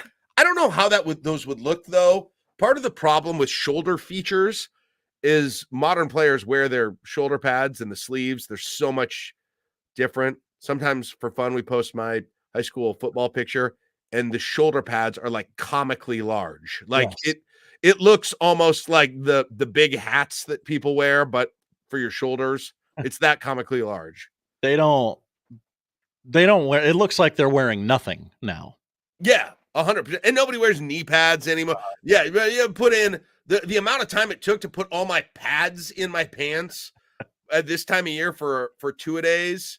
You had the knee pads, you had the hip pads, you had the tailbone pad, you had the thigh pads, you have all of those things. And then some we would even wear like, I mean, this was 1990, it wasn't 1952, but we would still wear like forearm pads sometimes on the defensive line and all of that stuff. And so obviously, tell me some more old-timey stories, Jack. No, I don't want to right now. Somebody did ask this though. With all of the pictures that recruits put out when they come here of wearing all red, and it's a good point. There is a striking number of recruiting pictures. In fact, wasn't there a Dylan Raiola one during his visit where he was wearing all red? I'm kind of curious. This is a really in the weeds question, but is that something that the players themselves select? Like you get to choose these uni combos for your picture, your little photo shoot, or they're given to them? And either answer, if they're chosen or if they're given to them, is there any reason that they wouldn't then naturally use them in a game? Is it so? I know there's some people who probably hate it, and I get it, but there was a game. I was at it, 1986, Nebraska, Oklahoma. You can look it up. They wore all reds, and in that era, it looked super weird. I'm not going to lie. It looked weird, but I loved it. I was super excited. And by the way, there was no internet. And so I arrived at the game, and I remember going up the tunnel with my dad, and I was behind him, and he turned around. He's like, they're wearing all red. And I was like, oh, as a 9-year-old, 8-year-old, 9-year-old at the time. And sure enough, and I was very excited by it at the time. I feel like they're going to do it at some point. Even though I know there are going to be some recruits take a photo with that. If the recruits are taking photos with it, and you're doing like, maybe we don't need to think as hard about it. Do the all red at some point. I say do it at some point. Maybe they're going to again wait for some anniversary, but maybe they're going to wait till the anniversary of the 86 game. They lost that game, so probably not. I'm not sure, but yes, Charles says, and we lost. I know, I was there. Don't worry, I was weeping. Don't have to remind me, Charles. Wasn't the best night. Keith Jackson, Brian Bosworth. I remember. Anyway, I think that's my guess as to why we haven't seen or heard anything about an alternate this year is because they're tinkering with maybe doing all red or something like that. Yeah, I don't know what to make of that. Now, right? I don't know what to make of that Solich jersey though that says 2024. Like, why do you put that? He was just here. What? I don't know. Like, I'm wondering if there's something that's still happening with that. I'm not sure. I like all the comments too about, hey, like if we're gonna start camouflaging, there's a lot more that we can do here. You know, we just put people in like the, you know, like the blur suits or whatever, right? We can completely do that, and then do a red field as well, all red helmets. We can have all of that. Nobody's visible whatsoever at this point. Get some of those cloaks from Harry Potter. Yeah. Yes, those are huge. I don't know if those, I mean, I doubt there's a line item rule about that in the NCAA rule book. Probably never thought to put it in there. So yeah. Control half Harry Potter, that thing, and I doubt you're going to find it. Probably. All right, we'll see. Check out those jerseys. Google them. See what you think. There's no way they're wearing. I'm not worried. I'm not. Okay. Stress is over. No worry about the, whatever it was called, the stealth premiere. Stealth. That's so funny. Are they going to sell one of those? Seriously, I want to know. Is $149 for a jersey that looks like a red T-shirt? Are they going to sell one of those? I got to know. Maybe it looks different in person. Oh, somebody's buying it because they just. Well, I got all the others. Got to catch them all. That doesn't even look cool. It looks like a mistake. It looks like it came off the line as a mistake. Maybe that's the origin point of this particular piece of. Maybe it actually isn't. You're right. Maybe it is an actual mistake. Hey, we printed 1,000 of these before we realized what we were doing. Right. Should we try and sell them? We put the red numbers on and there's also there are ones coming out where there's white numbers on a white jersey, because I might just buy those as undershirts. Yeah. Nice thick undershirt. Full question, would you wear a jersey as an undershirt? I don't know if that's a good one or not. You just get that. Anyway. All right, there you go. We got to take a break. I think I'm way over. I think I need to take several breaks here, probably, for a lot of reasons. We'll do that right now. Put the last R in there or we're in trouble. All right, we'll do that. You are listening to the Connor Happer Show. I am Jack Mitchell. This is 1620 The Zone.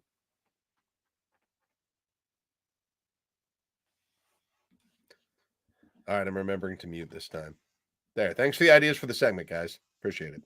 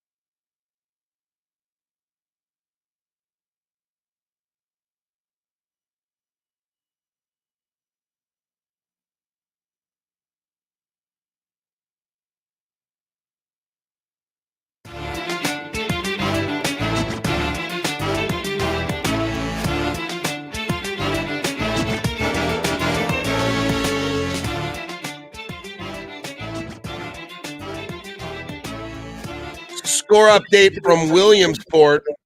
Venezuela 5, Mexico 0. Whoa. Yes, we are in the international portion of the Little League World Series. It was the only sports that I could find on right now. Venezuela looks like if the Miami Dolphins were a baseball team. It's very nice. I like it. I like the look. It's definitely better, and you can see all the numbers and everything right now. Also, another observation about the Little League, the one advertisement that you can see on the fence directly behind the players or behind the batter, I should say, and the umpire is an ad for Uncrustables. Which they're taking over this country. Which I mean, talk about some real targeted advertising here. Targeted advertising with hey kids don't like crusts. Let's get in on this thing, right? That's right. It's gonna be a can't miss opportunity with the Little League World Series. So anyway, not to go back to the actual baseball of it all, but last time out, Mexico threw a no-hitter. Oh, really? I had no idea. And they're down 6-0 now. I generally try to avoid this, but I wanted to have something on. I'm jealous because I'm not in studio and you guys always have something on in there. And so I wanted to get that experience too. But we got MLB Network on. We don't have Apple TV hooked up in here, so we can't watch the Cubs today. The Cubs are on Apple TV at like right now, 1:30. Apple TV is doing day games? First one I've ever seen. I don't know about that whole Apple TV thing. The only thing with that, I only watch it, like many baseball fans, I really only watch my team until games start affecting my team, right? In pennant races. What that means is the Apple TV thing is just annoying when I think I'm about to pull up my game and watch it, like I watch, 159 other games during the year, and then I can't find it where it is, and I go to Apple TV, and they're a little heavy.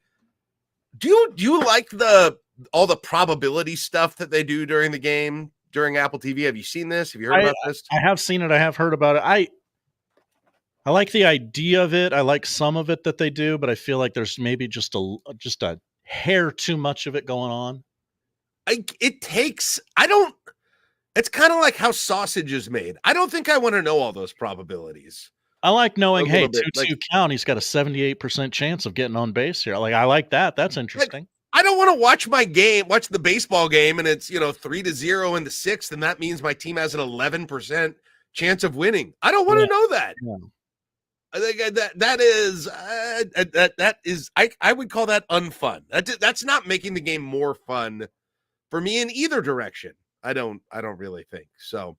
But anyway, nonetheless, maybe I'll switch over from if Venezuela adds another run here, I'm definitely. Oh, they did. It's 6-0 now since I've been talking about it.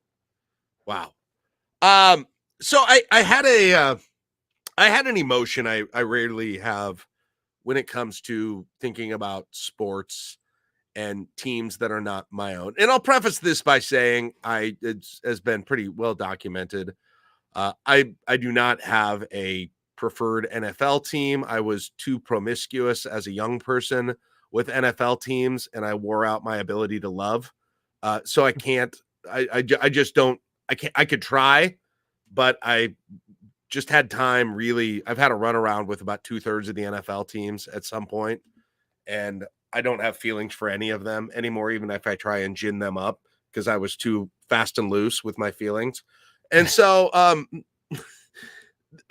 that to say, and this turned out to be okay, but when Jordan Addison was reported to have gone down for Minnesota and carted off the field, and by the way, this was a story from a couple of days ago, it sounds like he's going to be fine. It was an ankle injury, but the way it was reported initially, when they say somebody's carted off the field, your first thought is, oh man, big knee injury, reconstructive surgery, right? Achilles, who knows, something bad like that. And this was compound fracture, yeah, that kind of thing.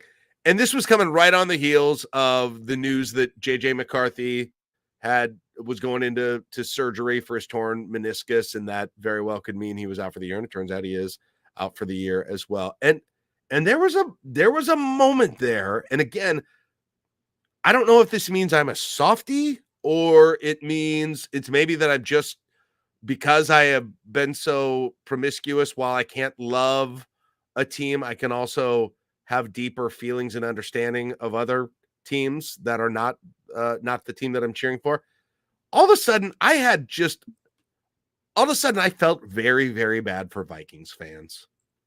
Some of which I know, but it was kind of this thing. I was like, I probably had this before, but my question is like, do we really feel true sympathy and sorrow for fans of teams that have? I feel sorry for myself a lot.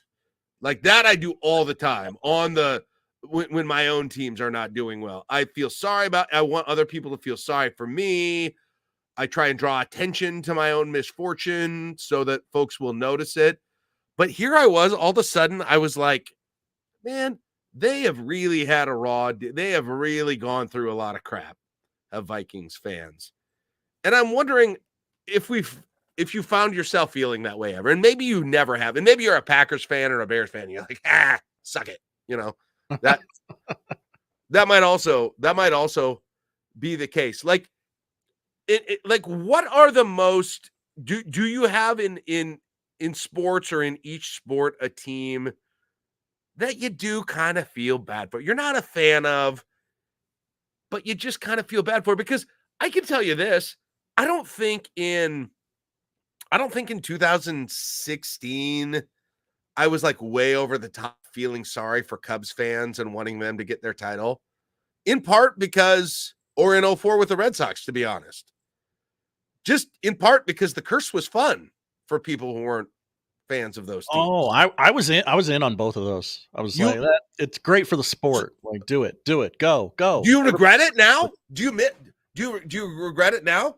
I kind of regret the Red Sox one. Yeah. Oh yeah. Yeah. That was way more fun. Although coming back down 3-0 was pretty cool still. That's true. That was very cool. cool. A lot of Cubs fans, so I was very happy for them to finally get theirs. That's the thing. How do you treat, and again, it's usually about people you know that are fans of that team. If you are not a fan, maybe there's a line between whether or not you are ambivalent toward that team or you actively dislike that team, right? Maybe that's where the line that I'm talking about, because I don't really, again, like I don't love any NFL teams. I don't think I really hate any NFL teams either, though. So maybe that's not a good example for me. If I probably a better example for me to really test my theorem on this would be a college football. But hey, I just said I was cheering for Texas earlier in the show, so I obviously, I won't commit to any sort of emotion. I don't know. I'm trying to remember if I ever have seen a cart come out and I went, you know what? That's okay. I feel bad for I think hopefully I have some level of human compassion that I feel bad for the player in that situation normally, but that compassion does not extend in the same way to the fans of that team. I would say they're not going through true painful physical injury at that point. And like, for instance, the Mariners, they've never won. They've had some close calls. All of a sudden, they're in trouble again this year. That was the team I kind of came to. Do we feel sorry for the Mariners? It's hard for me this year because my team is involved in the same pennant race that they are, and so it's hard to take myself out of it. But I think I would probably root for them or feel bad for them, and want their fans to get that experience. But I guarantee you there are some fans out there of other teams that are just like, whatever, screw them. If I'm not happy, I don't care to see anyone happy. Definitely. And I feel like that too. I feel like that. That's how I feel after Nebraska loses on a college football Saturday. Okay. That's an 11 a.m. typical 11 a.m. Nebraska loses an incredibly disappointing game. Either they were favored to win and they lose, or it's another one of those patented heartbreakers. The rest of the day, the only thing I'm interested in seeing, if it's got to do with football, is fan bases feeling pain. That is the one therapy for me in that situation, is seeing others feel pain, and preferably worse pain than I'm feeling. Right? I definitely remember last year shouting at the TV as they showed, ESPN always shows the sad fan reaction to any play that happens within a game. And I remember yelling at the TV multiple times last year going, "Oh, you lost on a last second play? Oh, wow. I can't feel sorry for you. My quarterback can't catch the snap." Yes. And it doesn't matter who it is. Like, I will tune in. That the sole reason I will watch college football the rest of the day on the Saturday after an 11 a.m. devastating loss for Nebraska is to enjoy the pain of others. So I am a bit of a monster. I admit it. Like, I will do that. I will do it. Usually a team that's favored or has a lot, like, the worse the pain, the better. Okay. A team that's got a lot in front of it, right? A fan base it's very exciting. A team that is a big favorite is going to get upset. The more painful, the better. That's what I'm looking for. Maximization of pain. And so it probably says more, my fact that all of a sudden I had this moment of pure sympathy for Vikings fan probably just says more about my standing and relationship with any other teams in the leagues. Because when it comes to college football, I'm a monster in that way. And I'm sure if there was an injury, while I would not wish personal harm to any individual player, I think I would definitely, in that, in the dark version of me post-loss, would probably enjoy to some degree the fans having to deal with the loss of the loss of a contributor on their team. Do you think there's a little bit of age with that? Like, hey, the older I get, the more that I just want everybody to be healthy. I want everybody to play their best. Yeah, I don't know. I just want everybody to go out there and have fun. All of a sudden, I kept thinking about that Vikings missed field goal in the Seattle playoff game when it was like 47 below and they were playing in the outdoor stadium. And Jerry Burns came out there wearing a short sleeve polo for the coin flip. That whole thing. Who was that? Blair Walsh? Was that Blair Walsh? Was that who that was? I can't remember. Was that who the kicker was? Who was the Dodge kicker? sale every year. Who was that kicker? Man, I don't know. That's right away. I thought of like I think I genuinely felt bad, and again, it's probably because that is a team where I have a few people in my life that I know are significant fans of. So If the Vikings got close to something significant, I would root for them. But as their team is constructed right now, I just kind of, well, what were you going to do anyway? Sorry, Vikings. Why would you have allowed yourself to be happy? Keena says my husband was at the game. He said he kept opening beers, and then they would freeze before he could finish them. Oh, brutal. Mike Stibbs walking out there with short sleeves. Yeah, Stibbs on here noted Mariner fan says, "Don't feel sorry for us. We don't deserve it." There it is. There's the self-loathing. Okay, that is another defense mechanism fans use as well. You don't want this pain. That's me in Nebraska basketball. Let me shoulder the burden for you. That's me in Nebraska basketball. Anytime anyone talks trash to me, like, "Oh, you guys suck. You lost us." I was like, "Oh yeah, we did. Oh yeah, we lost to you. I'll tell you some more. Why don't you tell you 12 other times we lost to you? Why don't you sit down for a while? Let me tell you about me being an 8-year-old cheering for this team. Welcome into the black rotting heart that is still barely beating in my chest."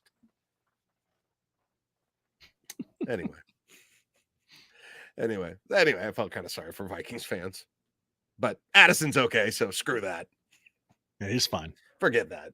All right, I think we got one more break here that we need to take, and one more segment. I got to give you some of the days I'm really looking forward to this fall. I think you guys will be too. We'll do that, and then we got one more segment with what's on television tonight. So we'll jump onto that too. So stick around. We got more Connor Happer Show. Jack Mitchell in for Connor. You're listening to 1620 The Zone.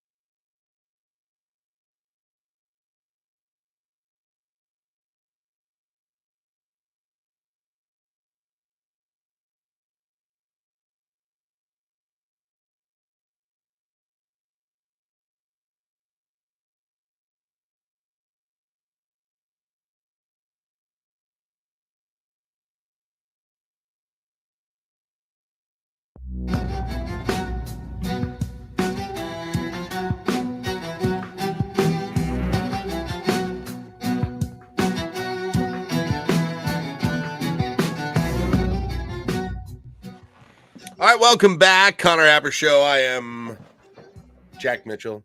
Still thinking of teams I feel sorry for. I was trying to think of that during the break. I was trying to think of a team, Josh, I feel sorry for in the NBA. I kind of feel sorry for the Sacramento Kings. You know? So they had that shot. They had that shot in the very early aughts when they had, you know, White Chris Chocolate Webber. and Divac and Weber and Hito Turkoglu and Peja Stojakovic and what Bibby was on that team as well. Like it felt like that was their window, and there's just never been anything since then. So I'm trying to think of the city of Seattle. I feel bad for losing the NBA. Sonics. Yeah, losing the Sonics, and then what? Having some pretty painful Super Bowl loss situations. Two or one in particular, very painful Super Bowl loss situation. That would be another one. In like, who do we feel sorry for in baseball? And we said the Mariners, probably the Mariners. That's kind of it right now. I'm not sure that I've got another team that I'm like feel sorrowful for. And then you get to the NFL, and you know, Browns, perhaps Browns, Vikings to some degree. I think that's probably where it's at right now. But in any case, if you've got some of those, you can shoot those to us in the comments. So, as I mentioned earlier in the show, one of my own personal traditions, and I really don't do this for anyone else but me. And sometimes I put it out for other people to use if they so care to do so. And I fully admit this is weird. Weird's the word these days. I'm weird in doing this because there are probably things that I could do that would be a whole lot more simple and time consuming to get this information and put it out. But I have a tradition every mid to late summer of creating a color-coded Google Doc schedule of sporting events for the basically starting the very end of July. I included the Olympics this year all the way through the end of the holiday season, or maybe even into January, through that whole thing. And I painstakingly go through and I include all of the NFL games that are not regular Sunday day games. So that means Thursday nights, Sunday nights, Monday nights. I include, as far as I know, all of the college football TV schedule is pretty limited in terms of what you know after the first 2 or 3 weeks of the year. So that actually isn't a ton of work. I do, for me, I do like some high school games in the area that I'm interested in as well. I'll do that. And I'll add all of this. I did some of the Olympics events, and then I do this weird thing where I'll just, every once in a while, I'll just scroll through it and start imagining weekends that are coming, that are happening. And, we're on the verge here. We are 8 days away from college football being played, right? We are just over 2 weeks away from Nebraska football.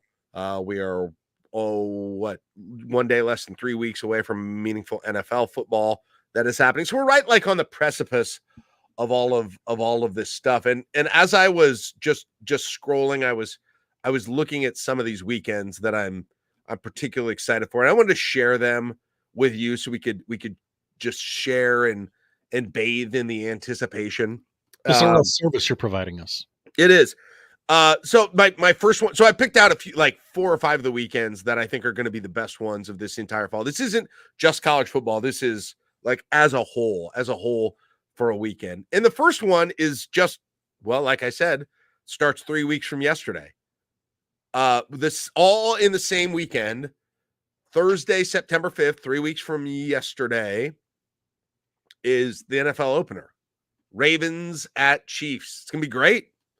It's going to be great. And again, this is me speaking as somebody who doesn't necessarily have a favorite team, but I'm very excited about that. You got Ravens at Chiefs on Thursday night. On Friday, you've got an okay. Oh, you got an NFL game on Friday night too. Excuse me. Right. That's Eagles the Packers in Brazil. That's the Brazil game. So you got NFL Thursday. You got rare Friday night NFL. And by the way, if that game's no good for you, also have Duke at Northwestern over on FS1 at that point. Brain Bowl. Then the next Saturday, you've got Texas at Michigan at 11 a.m. starting things off. Hook 'em. I'm telling you, just for that day. You'd probably go to Iowa State at Iowa at 2:30, and that's before Nebraska and Colorado that evening So what a weekend, right? NFL, Nebraska, Colorado. Right away, right off the bat. Best Pace weekend, yourselves, America. best, most exciting weekend in all of September. My next one is, we got to go into October a little bit. The next one that I want to feature. This would be the weekend of October. We'll start it Thursday, October 17th. And you will then be into the league championship series for baseball. So on Thursday night, the 17th, you'll get ALCS Game 3, NLCS Game 4. You'll get Boston College at Virginia Tech if you're only a college football person. You get Broncos at Saints on Thursday night on Prime. Then you go to Friday. Then you go to Friday night, and you've got ALCS Game 4, NLCS Game 5. I suppose one of those will be in the afternoon. NLCS if necessary. If necessary. If the Braves just don't sweep right out of that into the World Series. That's right, Jack. You've also got that Friday night, Florida State at Duke, and Oregon at Purdue, and Oklahoma State at BYU. Really? Okay, those are interesting. Okay, that's a pretty good Friday night. And then Saturday, October 19th, you've got Nebraska football at Indiana, ALCS Game 5. You've got Bama at Tennessee. You've got Georgia at Texas on that day. And then that'll get you to Sunday, October 20th. We got another day of NFL football, NLCS. And then Monday, you could have an ALCS and NLCS game there and an NFL double. They're doing some NFL double headers on Monday again this year, or two going on at the same time. That's one of those random nights. You could have Monday, October 1st. You could have ALCS Game 6, NLCS Game 7, Ravens at Bucks, Chargers at Cardinals, all on a Monday. That's a good Monday. That's a good Monday. That's a full weekend, Josh. That is a full weekend of sports. And this is why we love October. Is it not? This is why we love October. We do have that conversation every October. Is October actually the best month? It is. For sports, I'm confirming. I'm making the argument right now. Then I'm going to just take you 1 week, just 3 days later, even 3 days later, we get Vikings at Rams. I don't know if I'll still be feeling sorry for Vikings fans. And then we get a night of college football along with World Series Game 1 on Friday, October 25th. So you get World Series Friday night, or if you want to hang out with the college football, you got Louisville at BC, you got Boise at UNLV. That could be a playoff elimination game there. And they have given themselves the option to flex Game 1 of the World Series if the LCS is. Yes, there's true. This could be a game, I believe, 2 or 3. Take that, NBA. Right. And then Rutgers at USC starting at 10 p.m. Central that night in the Big Ten After Dark category on Friday, October 25th. And then you get to the 26th, and you've got Nebraska football at Ohio State. That might not be that much fun, but you got World Series Game 2, Cowboys at 49ers on Sunday night, World Series Game 3 on Monday with Giants and Steelers on Monday night, October 28th. That's kicking you right in to the rest of the World Series, the beginning of the next week. Halloween, no World Series game on Halloween night this year. If you're, I watched the World Series last year on Halloween night, so you got that, and then Texans and Jets as you're celebrating Halloween as well. And then I'll do this with a couple of final weekends here. The first weekend of November again, so this would be 3 consecutive at this point. But on Thursday, Halloween, you got Texans and Jets. You got Nebraska volleyball and Wisconsin volleyball, which will be the match of the year at Wisconsin on the night of Friday, November 1st.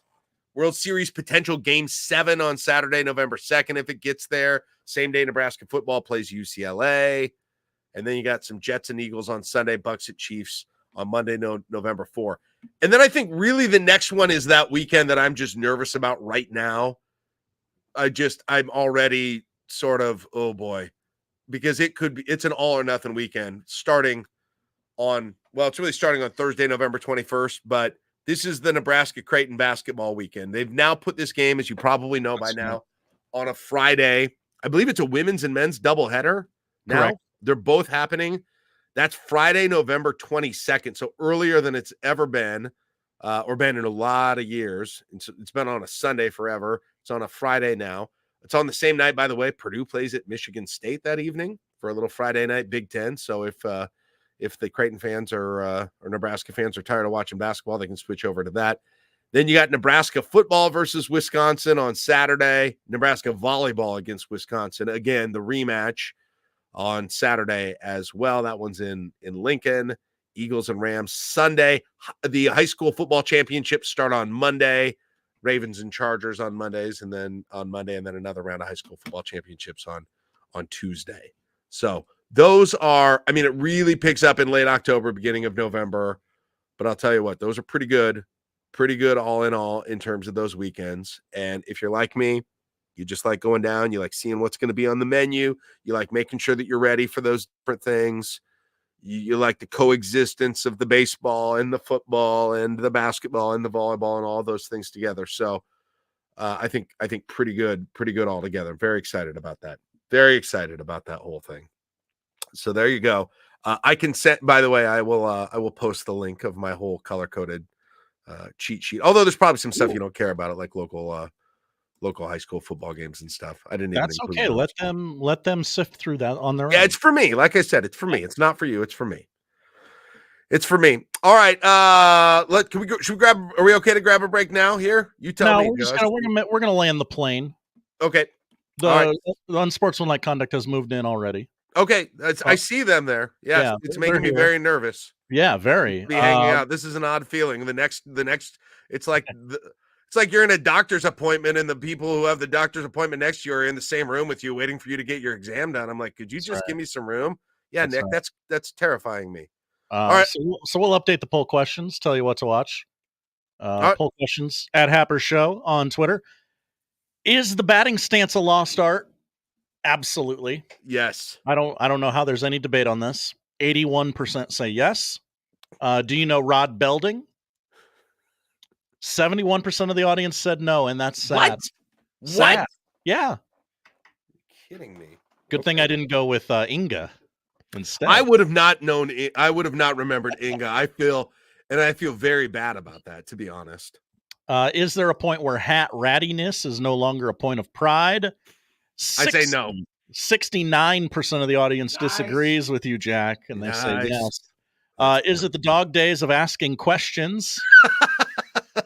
100% yes. 81% said yes on that one. Yes. Are there enough short-term time travel movies? Somebody pointed out to me after I asked this, the movie Groundhog Day. I don't know if that counts in the category that we made, Josh. I'll leave that up to you. Ooh. Is a time loop movie a short-term time travel movie? would distinguish, I think, between those two genres personally. 60% of the audience said no to that. Would it, just a couple left here, would it be a psycho move for Jack Mitchell to listen to himself host Happer Show via podcast while mowing the lawn tonight? No. 2/3 of the audience said yes, Jack. That would be a psycho move. Wow. Would you wear a jersey as an undershirt? 97% of the audience says no. Wow. Would not do that. Makes a lot of sense. Wow. We kicked out a lot of polls today. We did. Good. Thank you for that. What to watch before we get out of here? Baseball on your TV. The Cubs are technically on TV right now. It's Apple TV. So nobody's watching it. They're winning, I think. Oh, they're winning, Jack says. Mariners Pirates is the nightcap on Apple TV at 5:40. It is Paul Skeens Day. Dodgers Cardinals, Big Fox tomorrow night. Your Roku game of the week, Sunday morning, Marlins Mets. And then Yankees Tigers, 6 o'clock Sunday on ESPN. It is the Little League Classic in Williamsport. There's a kids cast on ESPN2. Should be a fun night there. You got a dozen games on this weekend in Williamsport for the Little League World Series. Finals are next weekend, so we're still in the early portions. 5 preseason games on NFL Network this weekend, including the Chiefs, the Packers, the Broncos. The Saints are at San Francisco Sunday night. Big Fox. Remember, it's preseason for the broadcasters as well. 10 games in the W this weekend, 7 of them on national TV, highlighted by the 2 best teams in the league. Tomorrow afternoon on CBS, 3 o'clock tip between the New York Liberty and the Las Vegas Aces. And the Fightin' Caitlin Clarks hosts Seattle 2:30 Sunday on ABC. The latest in the Mad Max saga is on Max now, Furiosa. Ooh. And new movie on Netflix. I think Mark Wahlberg has made this movie at least 11 times. A construction worker, played by Mark Wahlberg, goes from regular guy to action spy when his high school sweetheart, Halle Berry, recruits him for an espionage mission. Wow. Halle Berry, too. Netflix has been putting out some promotional shots. How do I say this? They've been putting out some promotional shots, I'll just say, of Halle Berry for this thing here before. And yeah. That's one way to promote the movie, for sure. That's what they thought. All right, there you go. That's what's on tonight. All right, we're gonna grab a break. We got the crossover with looks like John and Michael Severe coming up next. Correct. So we'll Good delve eyes. into that next. It's been the Connor Happer Show. I'm Jack Mitchell in for Connor. 1620 The Zone.